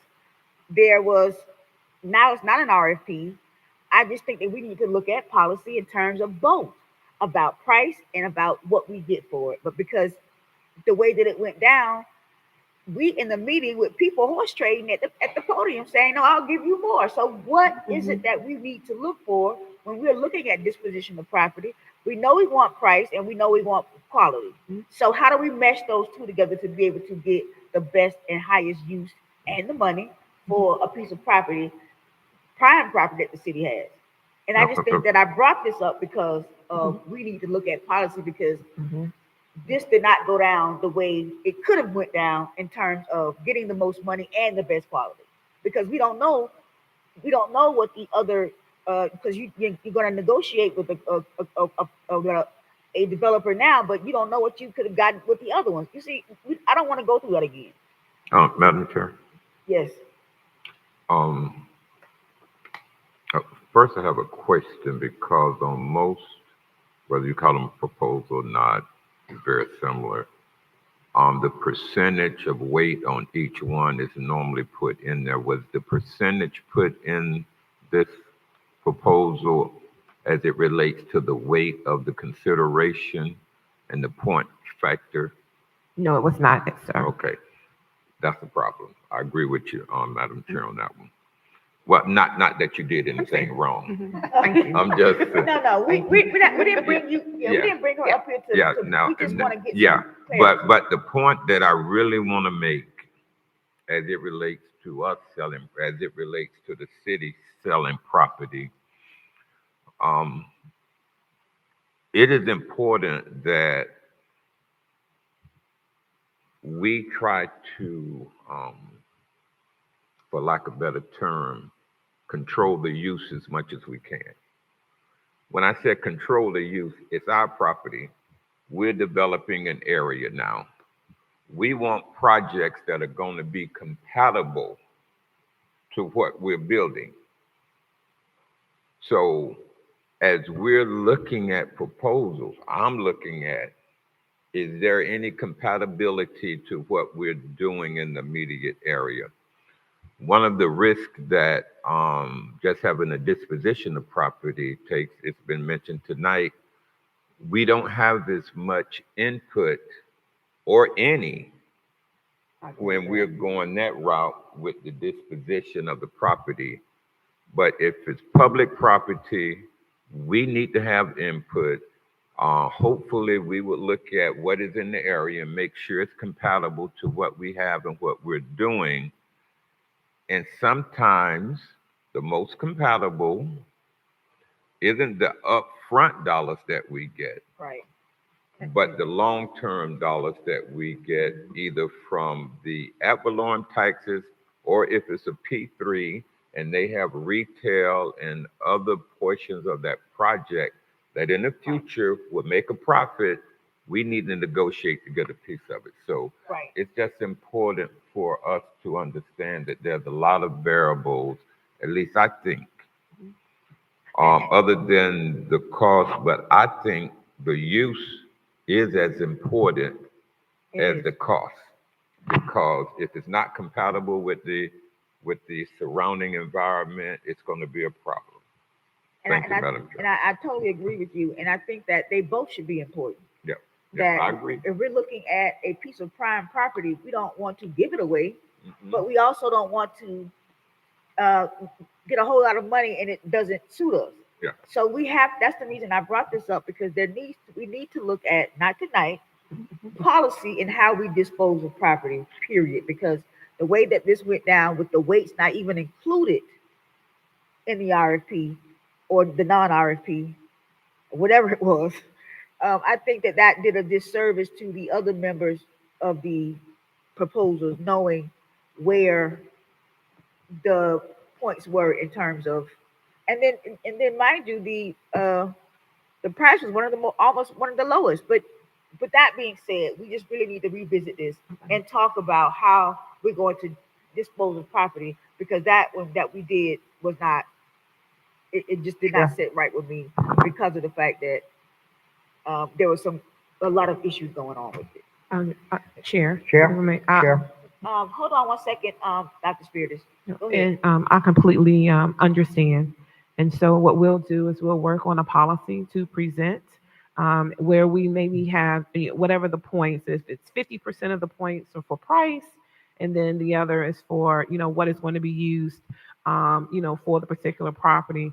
So we can have something standing going forward, so everyone knows, exactly how if the board so chooses, just to have some sort of standardization, 50%, 20%, 30%, whatever is important at the time. Right. I'll work with the CRA on a policy on how to dispose. And I still need to know, based on policy, why were the weights not included in the RFP when everyone I've seen that come out of your office have weights to it? So those are another issue that we have to make sure that we include as a part of the policy. Does it go in? Does it not go in? How does that work? And seeing that it went into every other one that you have, that's throw me off too. Consistency. Yeah, it just threw me off. Yes, ma'am. Yeah. So yes. Dr. Spears? Yeah, I think it's important that we note to the public that there was an appraisal done on this property, and that we received a substantially larger amount of money than what the appraisal showed on the project. So we were well within the financial values of this property when we approved this project based on the appraisal itself. Second, I would recommend that in the future, maybe staff can give us what they're going to, their selection process and how they're going to weight things, and let us either approve that or not approve it before they review the projects. Yeah, or let us weigh in on the weights. Right. That's what I'm suggesting. Yeah, let us have some input into what this board considers to be the weight. And I understand that you go on policies and principles and that kind of thing, but a lot of these properties are very unique, and the city is not in the business of trying to just sell property willy-nilly. We just want to make sure that 20 years from now there's something in place that ensures that we get the best money and the best value for the property. Yes, ma'am. Very good. Thank you. Thank you. So we'll look forward to that next year. The year is gone. Yes, officially, is there a timeline that you all would like a policy, like February CRA meeting or March? Yeah, let's do Black History Month, February. Okay, thank you. All right, thank you. All right, so let's do public comment. Madam Chair, Sir? did we have any comments for this item? Or was it just a discussion? Just a discussion? Okay. Yeah, do we have any Thank other you, Madam comments for 6A? I'm sorry. Madam Chair, we have 2 comment cards. Okay. Nakasha Wells, followed by Cindy March. Madam Chair, that's 6A or general public comment? 6A. Thank you. Thank you, Madam Chair. Good evening, Madam Chair, Commission. Um, So while I do appreciate the discussion that you all have had this evening, I think the elephant in the room is that uh, a disposition of property has actually taken place at the last meeting, which the process was actually in violation of your actual code. Section 16.5-62E requires that the relative weights of each of the evaluation criteria be provided to the proposers prior to the submission of their proposals. That's required by your code. So while I appreciate the discussion about moving forward, I think a discussion or at least a legal opinion needs to be provided to you all about how you are able to move forward with the actual disposition of that piece of property. The relative weights of price in the evaluation process to all of the other criteria is required by your code. It's not something that you all get to select. And I think what has happened here is that there was a disconnect between what was a brand new CRA executive director at the time that he was going through this process in conjunction with the procurement department. The procurement department was supposed to provide the relative percentages of each of the evaluation criteria. And to be quite frank with you, that's kind of how you all ended up selecting the lowest offer for this property. And I just wanted to address some of the other comments that were made. Several of the proposals had very similar residential developments with similar densities. So the tax implications would basically be the same. The tax dollars that would be coming into the CRA or to the city based on several of the different proposals would be the same. So you still, in effect, are leaving money on the table by selecting the lowest offer. And because of the fact that you had 5 proposers who had they were completely in the dark about what the percentage of price was. I've actually looked at some of your other RFPs. Price is actually higher on most of your other RFPs, at least 20% on all of your other RFPs versus an actual disposition of land. And I know you guys are talking about future dispositions, but the city doesn't really have a whole lot of land left to actually dispose of. So this parcel is a very important consideration for you all. And the mere fact that your code was not followed in this process, I think you should probably, in an abundance of caution, actually get a legal opinion about proceeding forward. Thank you. Thank you for your comment. Cindy.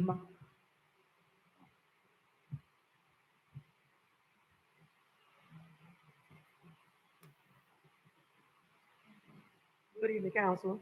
You can intervene and stop me because I should have really put my comment in public comments, but I'm gonna go ahead, and if I'm not on track, I don't mind sitting down. I can agree with you all saying about more money, but more money ain't always the best money. I just want to give you an example. Even though it wasn't the CRA district, it happened and it came before the board. Some of you all, two of you all wasn't on here when it happened. But just take, for instance, when the drive-in theater wasn't there and a trucking company came in and bought the place. It stayed idle for almost 2 years, if I'm not mistaken. Correct me if I'm wrong. And we kept complaining, well, what is they gonna do? And they promised they was gonna have this business. They're gonna hire these people here in the Riviera Beach. It never happened. So happened, Amazon came along and it's been very profitable to the city. And I'm quite sure it's good taxpayers' dollars now that's coming back into the city. So you do want to reconsider all money, not good money, number one. Number two, more money, not the best idea.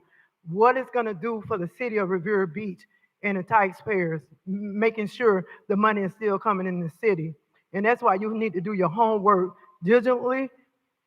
Look at your paperwork before you make any decision. If you're not for certain, just keep having meetings before you make a decision, because I might be wrong for saying this, because you'll find yourself up in the court with a lawsuit. Thank you. Thank you for your comment. Madam Chair, that is the end of comment cards. Madam Chair? Yes, go ahead, sir. Thank you. And I actually agree with Ms. March when it comes to the selection of the project. We need to make sure that every project and every item represents what is going to be the best interest of the city, not just the ad valorem tax, but the benefits to the community, the revenue we're getting in with the money, with the actual taxes, the total dollar amount for the sale of the property, and then the type of product that's going there. We have to stave against gentrification and overdevelopment, and also be considerate of some of the development that we're putting in certain areas. So a master plan for the entire CRA city and the full development. So I agree wholeheartedly with her sentiments. We need to look at every project and identify exactly what we're looking for. What is our plan for the entire community? And how do we want that to flow across the entire board, not just piecemealing it because we want to generate the most money. So being considerate of the type of project when these projects come to the table. And one of the other speakers spoke about we have limited land. We already gave away a 3 acre piece of land at the north end of the CRA for a clinic, which is an amazing amenity to our community. But we left a lot of airspace and facility and grounds where we could have built higher density, included the clinic with possible housing for seniors, for affordable workforce housing, and maximized on it. So we want to take every project and be very considerate with the project, not just the price point, but holistically what is going to be the plan. And one of the concerns, I know we talked about the project moving forward, the policy moving forward, but I just want us to be very clear. Whatever project we bring back to the table, whatever discussion we have from procurement, from staff, they have to have clear direction as to our expectation, and then staff needs to make sure you execute it to the will of the board consistently, not just, when it best foot forward or one of the other items. Ms. Ammons did, Director Ammons did give us some of the items, but we want to make sure we have consistency across the board and not be vague when it comes to these solicitations. We want them to be identical, the same, so when it comes back before the council and the community, they can all be on the same page. Thank you, Madam Chair. Thank you. So with that question and answer being said, what does that mean for that last project that we did not put the weights in? Is that gonna have a problem for us? Gonna be a Chair, problem for us? Yes, go ahead. are you speaking of the public comment in reference to us Yeah. not following the code? So, Yeah, I don't want to get halfway I'd down like, the road and that becomes a problem yeah, for us. I'd like to address that. The public comment, the first public comment, that was, she stated an RFP, a specific RFP, and the code following protocol within the RFP. This again was a disposition process. And But do we have a code on disposition of property / RFP? no, we do not have policy regarding that, but we do have the state statute, the Florida State Statute, 163.380, which states the disposition of property should follow specific factors, including within the CRA master plan, along with items within that area, and follow the items within the board as well, the direction of the board. I think that, I'm sorry, I didn't mean to cut you off, but I Sure. think that I don't want to get down the road with this and it's a problem. Could we get a legal opinion to make sure that we straight so as we move forward with this, that we don't have to backtrack about not having those weights? They look at our code, they look at state statute, not having those weights in that proposal is gonna be all right for us. Can we get that? Chair, yes, we will take a look at that and we Yes, will work please. with legal. I don't want to get And down the road and we have problems with this. So understood. let's clear this up now. So at our next meeting, you can bring back a legal opinion or give it to us when you get it to let us know that we're good to keep moving forward. Absolutely, we'll do. Madam Chair? Yes, go ahead, sir. Piggybacking on that, what happens with the current solicitation if we're, and with the pleasure of the board, if we're looking for a legal opinion in regards to that solicitation, are we still going to proceed with negotiations in the process of this selection of 1851? Chair? Yes, go ahead, sir. Thank you, Mayor. Currently, what we're doing is an appraisal was done last year, November of 2024. We are looking to complete another appraisal for that property. This time with the proposals that we received for those 5 proposals, for those appraisers to review each of those proposals and the impact of or possibilities of what those proposals may bring to the table within that area so we can receive an approximate valuation of the 1851 property. Chair, Uh, Chair. yes, go ahead, sir. Okay, first of all, it looks like you're trying to change the vote of the board, and the only person that can do that is someone who voted with the board in favor of the disposition of this property, and I haven't seen that come across the board yet. Because that's what it looks like you're trying to do, and you would need someone who voted with the board in favor of doing this project in order to change their position. No, I am not. I am not trying to overturn a vote. I can't. All I Well, want to that's do is what, make well, that's sure. what we're asking Oh, hold for on a right second now. now. All I want to do is make sure that this is $3-4 million for the property just alone. I want to make sure that as we're moving forward, that we don't have to backtrack here. There's nothing wrong with that. These questions that I had led to me bringing it here because we do need to have a policy that addresses this. We cannot do this, having this expensive property, deeding it or selling it to someone, basically deeding it to someone, and then saying, okay, you know what, it wasn't done right. I don't want to go through that. I need to know if this is kosher, that we, with the weights not being in there, that doesn't affect us moving forward. That's all I need to know. Madam Chair? Yes, go ahead. Just to clarify the record, I didn't hear anything in reference to you referencing changing the vote. So I don't want that to be put on the record that because I agreed with a legal opinion, that it's insinuated that a vote's going to be changed. Yeah. So I want to make sure it's clear because it looks like it was put on the record that there was an opinion based upon one of my colleagues that there's a change of the vote or a different direction or trying to overturn something. I want to make sure it's just very clear. You inquired and itemized your discussion in regards to what was clearly articulated tonight. You asked for a legal opinion tonight, and I also agree that a legal opinion to make sure we're protecting our city. I don't know where an assumption would come from that somebody be trying to change that, because that's not what I heard or my opinion about that, Madam Chair. Can't do that by myself anyway. I just want to make sure that as we move forward, we got a policy and we are safe and we doing this deal. That's it. Madam Chair. Go ahead, Ms. Davis. Okay, so, and then, my concern is that we always have the public come up to challenge what we're doing. So, Yeah. I mean, who does that fall on? Because, if the public can come and rattle the whole process, then I have an issue with who we're paying, because I don't like that. So I don't know how we address that. Yes, go ahead, sir. So, Commissioner, you're asking who will reply to the public commenters, or who will? Well- Right. Well, I'm not really. I don't need anybody to reply to anybody in the public. I'm just saying, I just feel like we need to be addressing these things before it becomes a public comment. Like if what she's saying is in fact Oh, an issue. well, Chair, to that point, although, Listen, yeah. before you go, let me say this.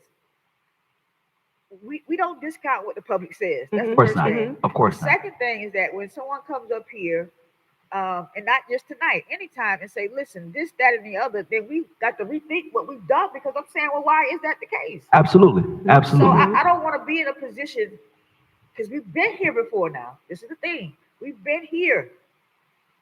And I do not want to go back and have to go backwards and say, well, you know what, we did make that mistake.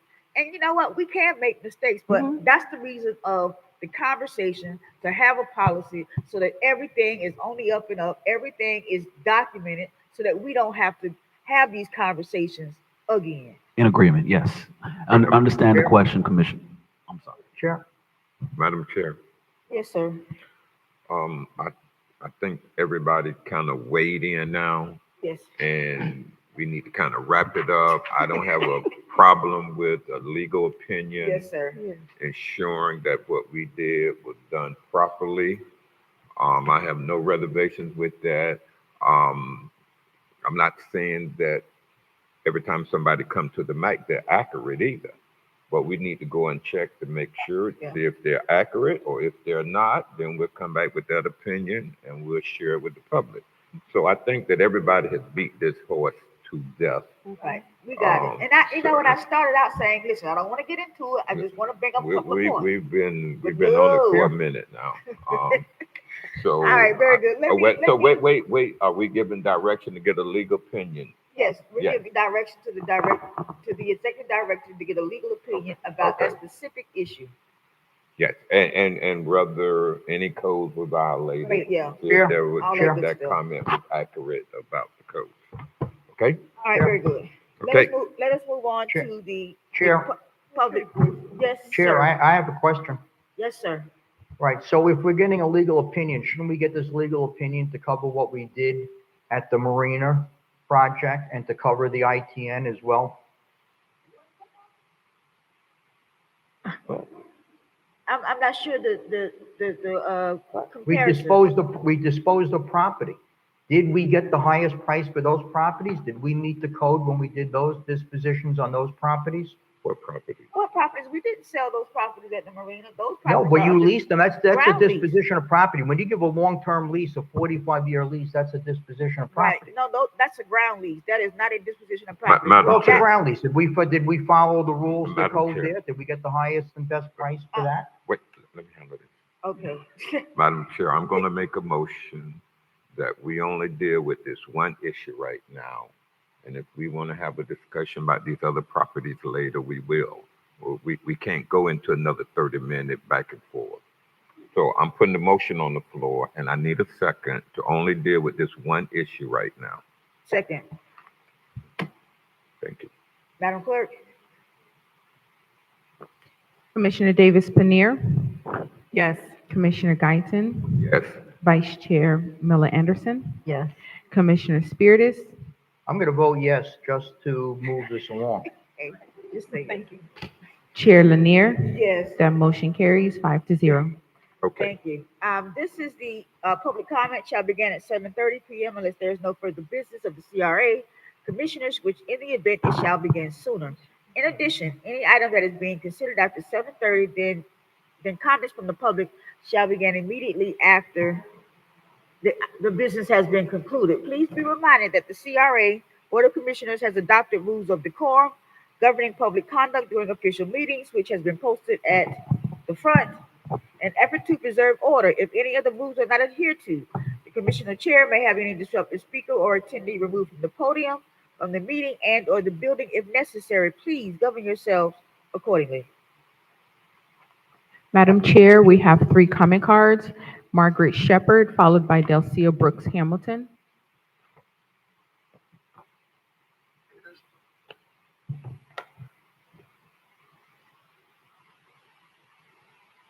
Margaret Shepherd, Riviera Beach.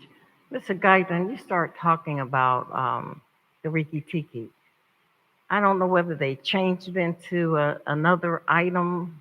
It's coming up next after the comment. Okay, it's what? What is the item number? 7B. 7B? Did I put that in? Okay, okay. Hey, Okay. Wait, let me ask a question, Ms. Leah. Be quiet, You know, you please. cannot ask questions. I know, but at you're the taking podium. my Ma'am, time away you cannot talking. ask questions. It's I just- can it ask is- that whatever is I just- want. I'm asking the That is clerk. just the protocol. I'm That is sick just of the you. protocol. But anyway, Mr. Lawson, I do want to thank you for coming to the citywide event. I was so proud of you. And I know sometimes I'd be nitpicking at you and be laughing, because that's our relationship. And I thank you for that. I really do. And I'm just appreciative as the mayor of this great city. You're taking on a whole new initiative because the charter speaks on something very different of what the mayor does. So you're taking to a new level. And I appreciate it. And I hope next year I did invite Ms. Stringer. Jeffrey Jackson from the Housing Authority gave me an extra ticket, couple extra tickets. And I was so glad she sat there because I wanted her to see how you operate or how the city operate with different functions like that. And we need to do a little bit more better because I'm not an AKA, but Summer, 3 years in a row, won Miss Fashionetta.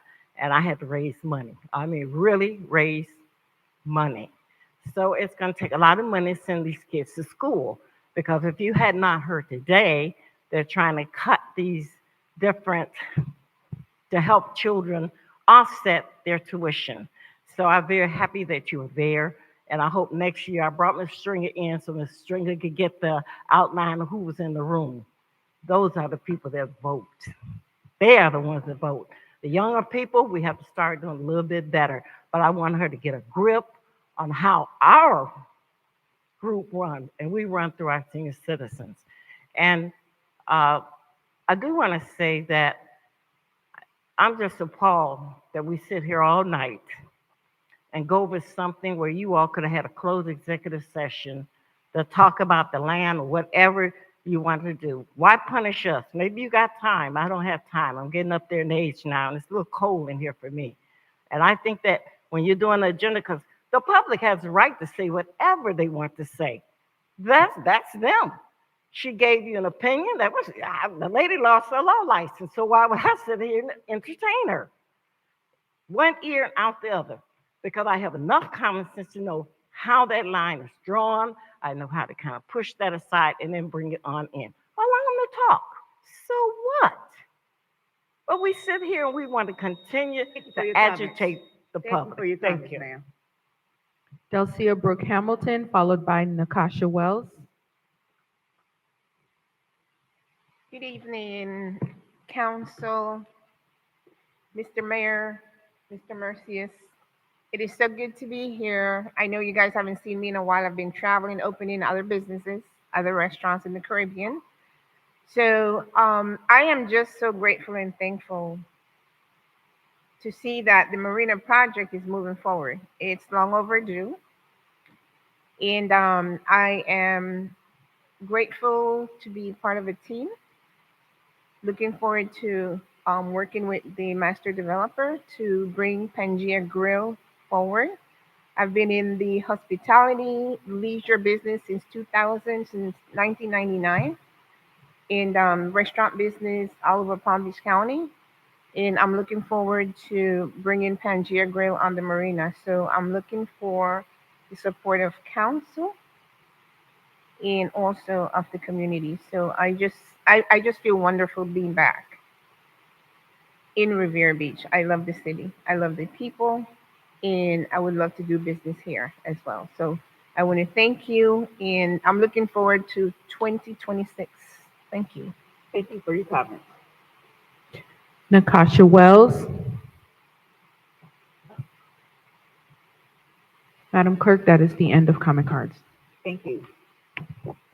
We have our regular agenda item number 7A.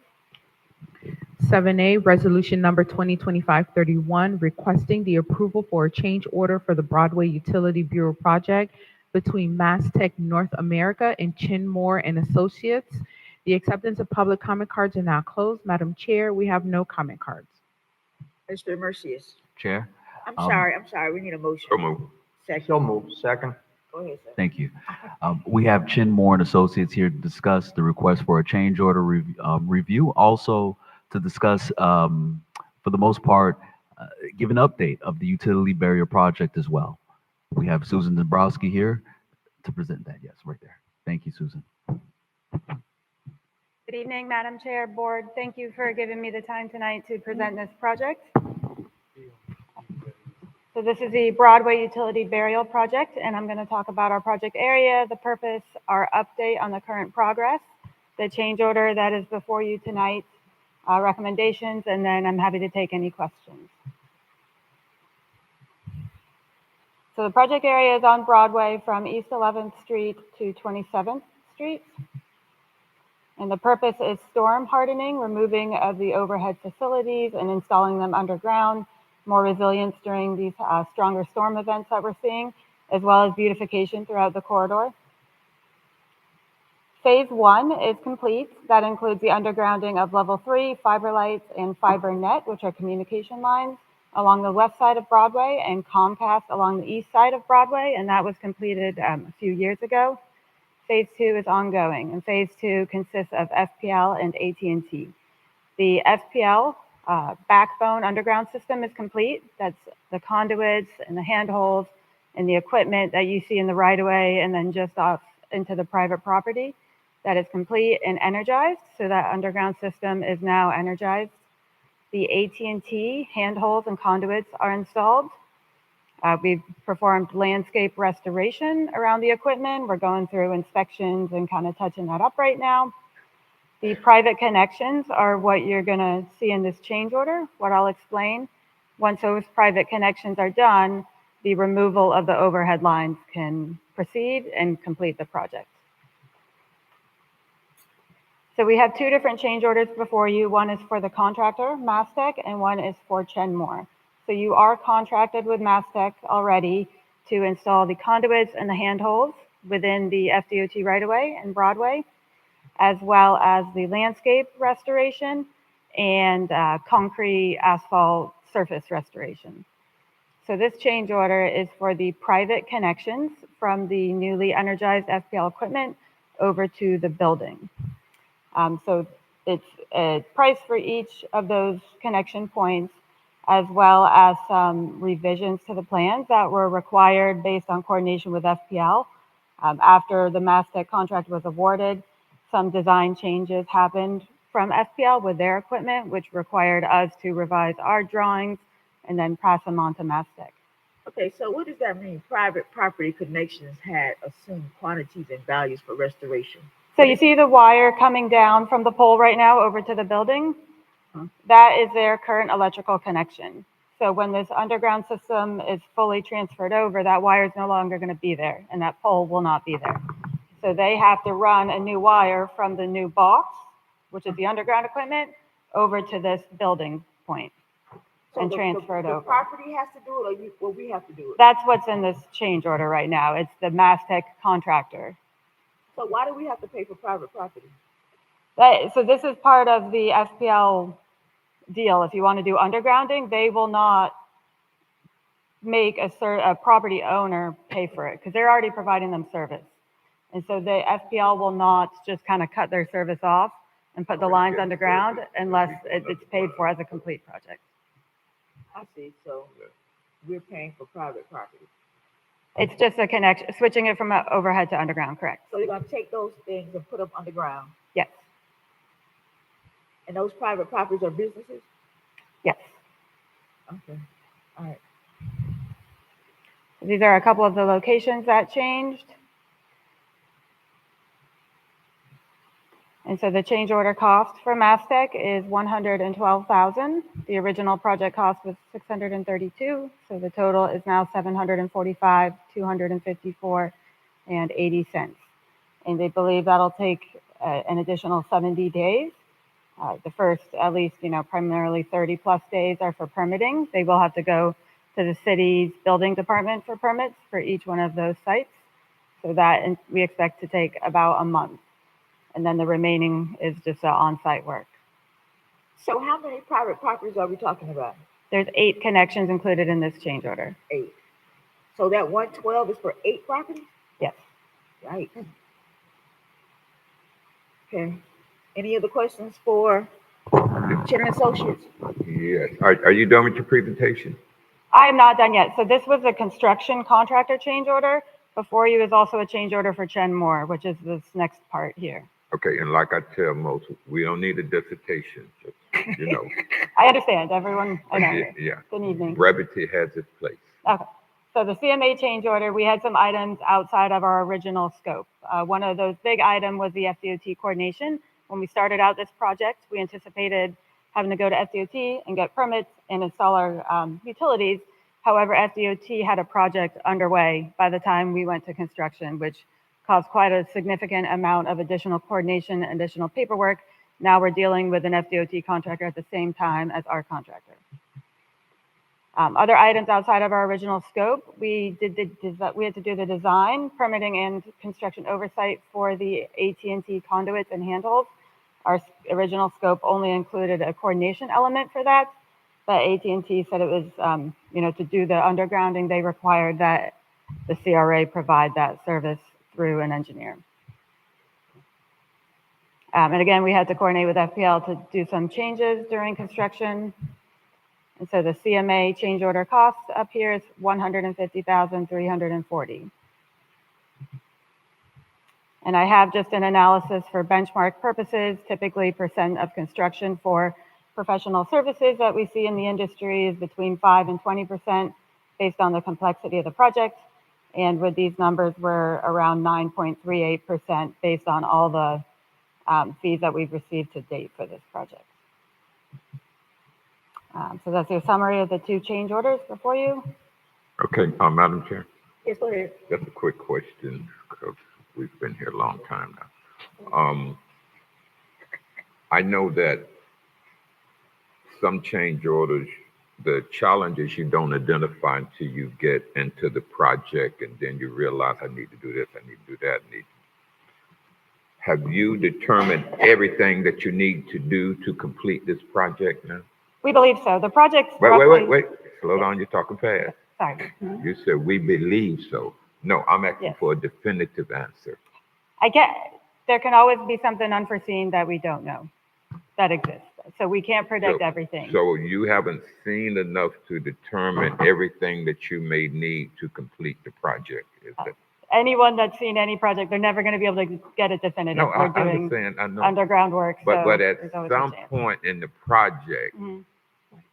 I'm thinking you can do an assessment of this is what we need to complete the project. That's all I'm asking. That's Have where you I am seen here. enough? That was Yes. my question. If no, you We've haven't been seen enough. We've been under construction for months. We believe this is what is needed to complete the project. I believe it's still trying to give you an out, but that's all I have, Madam Chair. What is the timeline for this? When are we gonna be finished with this project?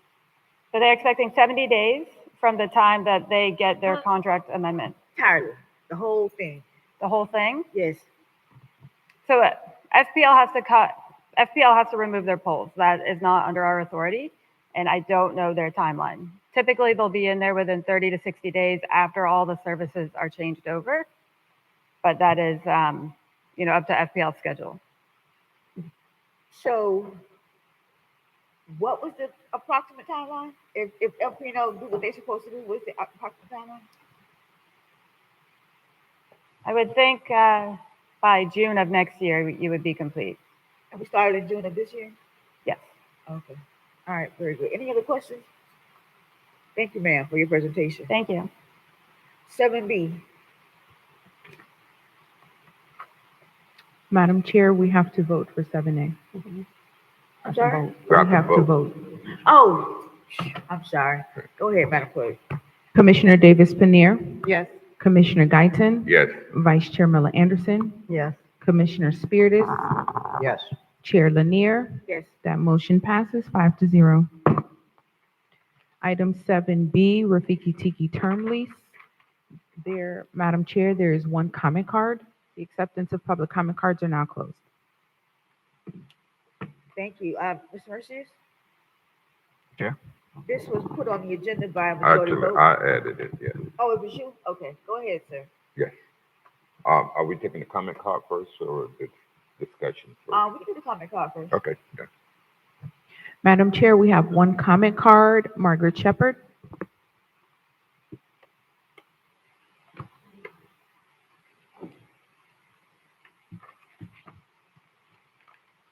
Margaret Shepherd, Riviera Beach. I want to hear your comments, Mr. Guyton. I really want to hear you. Well, Madam Chair, That's why I said- stayed. all I must do is put a motion on the floor. I'll I let you know. stayed to hear you in this cold building. But on last Wednesday, when we left here, we went over to the Riki Tiki, and if those that was not here, Chief Keith Goldman Church was here, Greater Bethel. I don't know where they were from, but anyway, we always stop for a snack if we had time. And I want to say to you, the professionalism of Demetrius, I don't know how he does it, but they were serving the hors d'oeuvres, whatever, so fast, and people, and he was just all over the place, making sure everybody was, once again, comfortable. I sit here and hear you talking about, well, you know, you made your money, you can leave. Well, we all know, anybody been in business, the first 2 years of business, you're struggling. So now he's been there how long? And all of a sudden you say, well, it's on the waterfront. We all know where it was at. And it's just despicable that you guys sit up here, not you guys, but the one, make this erroneous statement that it's time for him to move on. That's what's in the box. Time for him to move on. But we never say thank you. And that night, I mean, he was walking and running, and I was just so impressed that the service went so quick with that many people in that place. So now you want to change it. And I just don't think that it would be that prosperous as it is now because people come for a service. You're right. I don't come for a building. I come by a name. I have to have a recommendation. I just don't go places. But he intrigued me by coming around. And one person said, well, I don't like the wings. They wanted the vegetable wrap or whatever. And then she was saying, don't fry it so hard. He said, well, I'm going back in the kitchen to make sure it's perfect. How many people do that? Not at Red Lobster. You get whatever come on your plate. But to even remotely sit here in the public eye and a slap in the face by saying, well, yeah, go up on this rent. Everybody goes up on the rent. So if you want to go up on rent, I don't see anything wrong with it. But I think to get here in a public eye, to me, it's humiliation. When especially I know I've done a good job. I know that my service is 100% pure. And I feel like the mistress is just a pure soul. And if nothing else, this should not even be on discussion. This is an abomination unto hell that people, this is why they don't want to come to Riviera Beach over foolishness like this. I pray to God that my 4 years, not 4 years, 3 years will almost get there. Thank you. Thank you so much. Madam Chair. Yes, I just wanted to say something. This was my conversation about this project was never against the person who runs the business, period. This is business. And just like all of my conversations in regards to items, it is considered to be business of the city and it's not personal. We are want to make sure that we get the best price for our property, this is our property. And I wanted to make sure that we went outside of 2 miles to see what the prices were, to see what the average was in terms of having a restaurant at the marina. That is only fair, and anybody who would be there would be given the same treatment. So that is the reason why I postponed it. I wanted to make sure that we went out more than 2 miles to see if the prices were different, put it that way. And also too, to say that, the Jupiter Marina is not the same as the Riviera Beach Marina. That's true. But there are other marinas that are in the city in the county that are comparable to the city. And I wanted to make sure that we were getting the best price for that 1 mile out oceanfront, Atlantic Ocean property. Thank you. Yes, go ahead. Well, I agree with you as well. And I think I've mentioned before about I was never on board with the way in which the contract was put out. I'm sorry, the way the contract was awarded the very first time. So I just feel that we have not caught up to where we should be. And I don't support this. It has nothing to do with Dimitri. Dimitri is a great guy, but I don't agree with how that contract was done. And I don't think we have gotten back what we need to get back at this point. Thank you. Okay, Madam Chair, can I? If there are no more comments from the board, yes. No more comments from the board? My last comment, I don't know Okay. about others. I put this on because the marina businesses reflect the city image. We have someone who has demonstrated his ability to be a good business person, and his running of his business reflects well on this marina. But lastly, there's something that some people don't know, other than Dimitri being a good business person. And let me say this: he built it from the bottom. He worked to get it to where it is. It didn't just take off because it's on the ocean. People go there because of the food and the service. So as we talk about the location, if you're not running that business well, it does not matter. If they're not getting good food and good service, they're not going to come.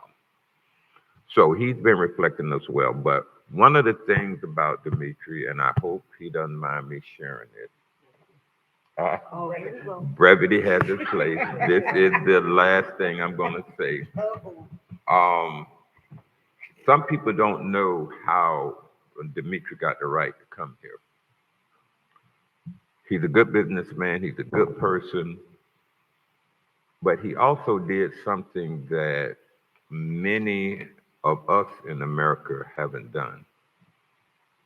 He fought in the Middle East with American soldiers. That is how he got a right to come here. When he came here, though, he was poor and broke. He didn't get a handout. They didn't give him a bag. But he put his life on the line. I've been in the military, others have. He's done more for this country than some of us who live here.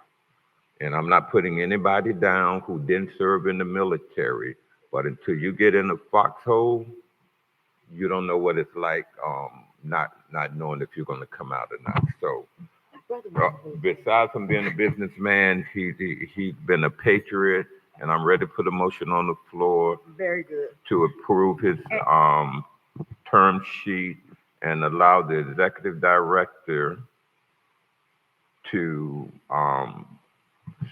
suggest a rate that he thinks would be reasonable under the circumstances. And if you want to share it now, you can share it now, and we can vote on that rate.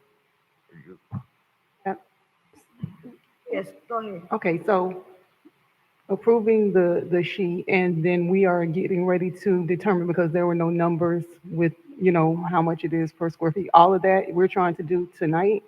Yeah, we're doing it now. I'm not going to talk for staff. Only thing left to do is to put an amount or percentage in the term sheet. That's it. Madam Chair, Yes, go ahead. we don't even have the documents. Wait, back up. They were sent out on We got 'em. Friday. We got them tonight. No, they were sent out last week. I personally make sure of that. The public get it? Huh? Did the public get it?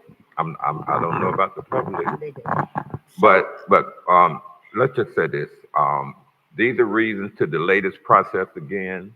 The only thing that is left is to put in the rate on the timesheet. Is that correct, Mr. Mercius? Chair. Yes, go ahead, sir. Direction of the board was to, from last month, was to move forward with a lease agreement and a market rate analysis. The rate itself would be decided upon with staff after staff has given that nominal rate to the board for review and discussion. We're prepared for whatever the board asked us to do. Well, give us the rate. Well, the rate that the rate where we're at right now, I'm asking for Rafiki Tiki for 28 per square feet. That's consistent with the market rate analysis, where they're putting forward in that market rate analysis $26.27 within the 2-mile radius of all restaurants within Riviera Beach and the Riviera Beach Marina. And I amend my motion to include that rate. I second the motion.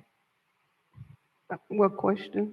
Yes, go ahead. Okay, so I asked for some comps, and there was something as high as 33 per square foot. Yeah.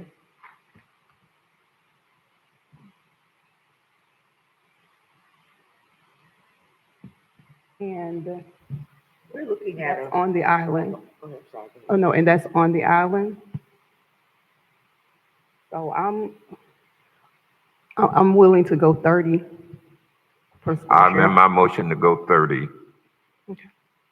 Chair? Yes. Okay, I understand that everybody wants to get the highest price here, but we have to look at the full package. We have an exit ramp that's built into this lease where we can cancel this lease, I believe, in 30 days or 60 days. Nobody's going to pay you $33 a square foot with the ability to have the lease canceled within 30 to 60 days. That has to be taken into consideration in the numbers that we approve. I think the $28 is more than fair, considering that at any time we can send him a 30-day notice and his lease is canceled. Okay, and Madam Chair, Yes. and I think 30 is fair, and within 30 days, we can send a notice to cancel. So, Okay, let's move forward my with the vote, colleague, please. were you willing to amend? Oh, yes, I amended for 30. I'm ready for the vote. I don't want to Second, go back and forth. I second. All right, very good. There's a vote on the floor for 30 per square feet. There was a second. Madam Clerk, call the roll. Commissioner Davis Panir, Yes. Commissioner Guyton, Yes. Vice Chair Miller Anderson, No. Commissioner Spiritus, Yes. Chair Lanier. No. That vote passes 3-2 with Vice Chair Miller Anderson and Chair Lanier dissenting. All right, very good. Let's move on. We are at the end of our agenda. Are there any comments from the executive director? Yes, there is. I'd like to do a recap of tonight's meeting. From Commissioner Fasella Davis Panir, she's asking for itemized benchmarks for each of our vendors, detailing the list of executed items or objectives on a monthly basis. The next item for review is all future considerations for budget items during Christmas and holiday budget season be set forth. During the item of a mobility plan, the three things from Commissioner Guyton about mobility: connectivity to modes, frequency of pickups, destination points. Um, the next item is a creation of policy as to what will the process be for disposition of land. And also to that subject, providing an opportunity for board to weigh in on the selection criteria and weight of each criteria for development. The next direction was from the board to receive legal opinion on the disposition of property that occurred for 1851. If there are any other items that I missed, please allow me. No, we just need to get a copy once we vote on this contract tonight. The board needs to get a copy of it. Of course. All right, very good. I'd like to go ahead and wish you all happy holidays, Merry Christmas, Happy New Year, bless. Thank you. Merry Christmas, Happy Kwanzaa. Happy Kwanzaa, absolutely, Let absolutely. us start with the attorney. Do you have anything, ma'am? No, I have nothing. Happy to have you here tonight. We've Happy been to missing be you. here. Pleasure Glad to see you all. Good, glad to see you as well. Dr. Spiritus? I'd like to wish everybody a happy Hanukkah, Merry Christmas, a safe and Happy New Year. Thank you. Yes, ma'am. Happy holidays. Mayor? Thank you, Madam Chair. Director Mercius, inside the marina, special events application and process, what events trigger a special event requirement through the special events manager? Chair, Yes, go ahead. we are still looking to incur about what triggers a special event. Okay. We will find out more about that, and as we do, we'll absolutely let you, along with members of the board, know.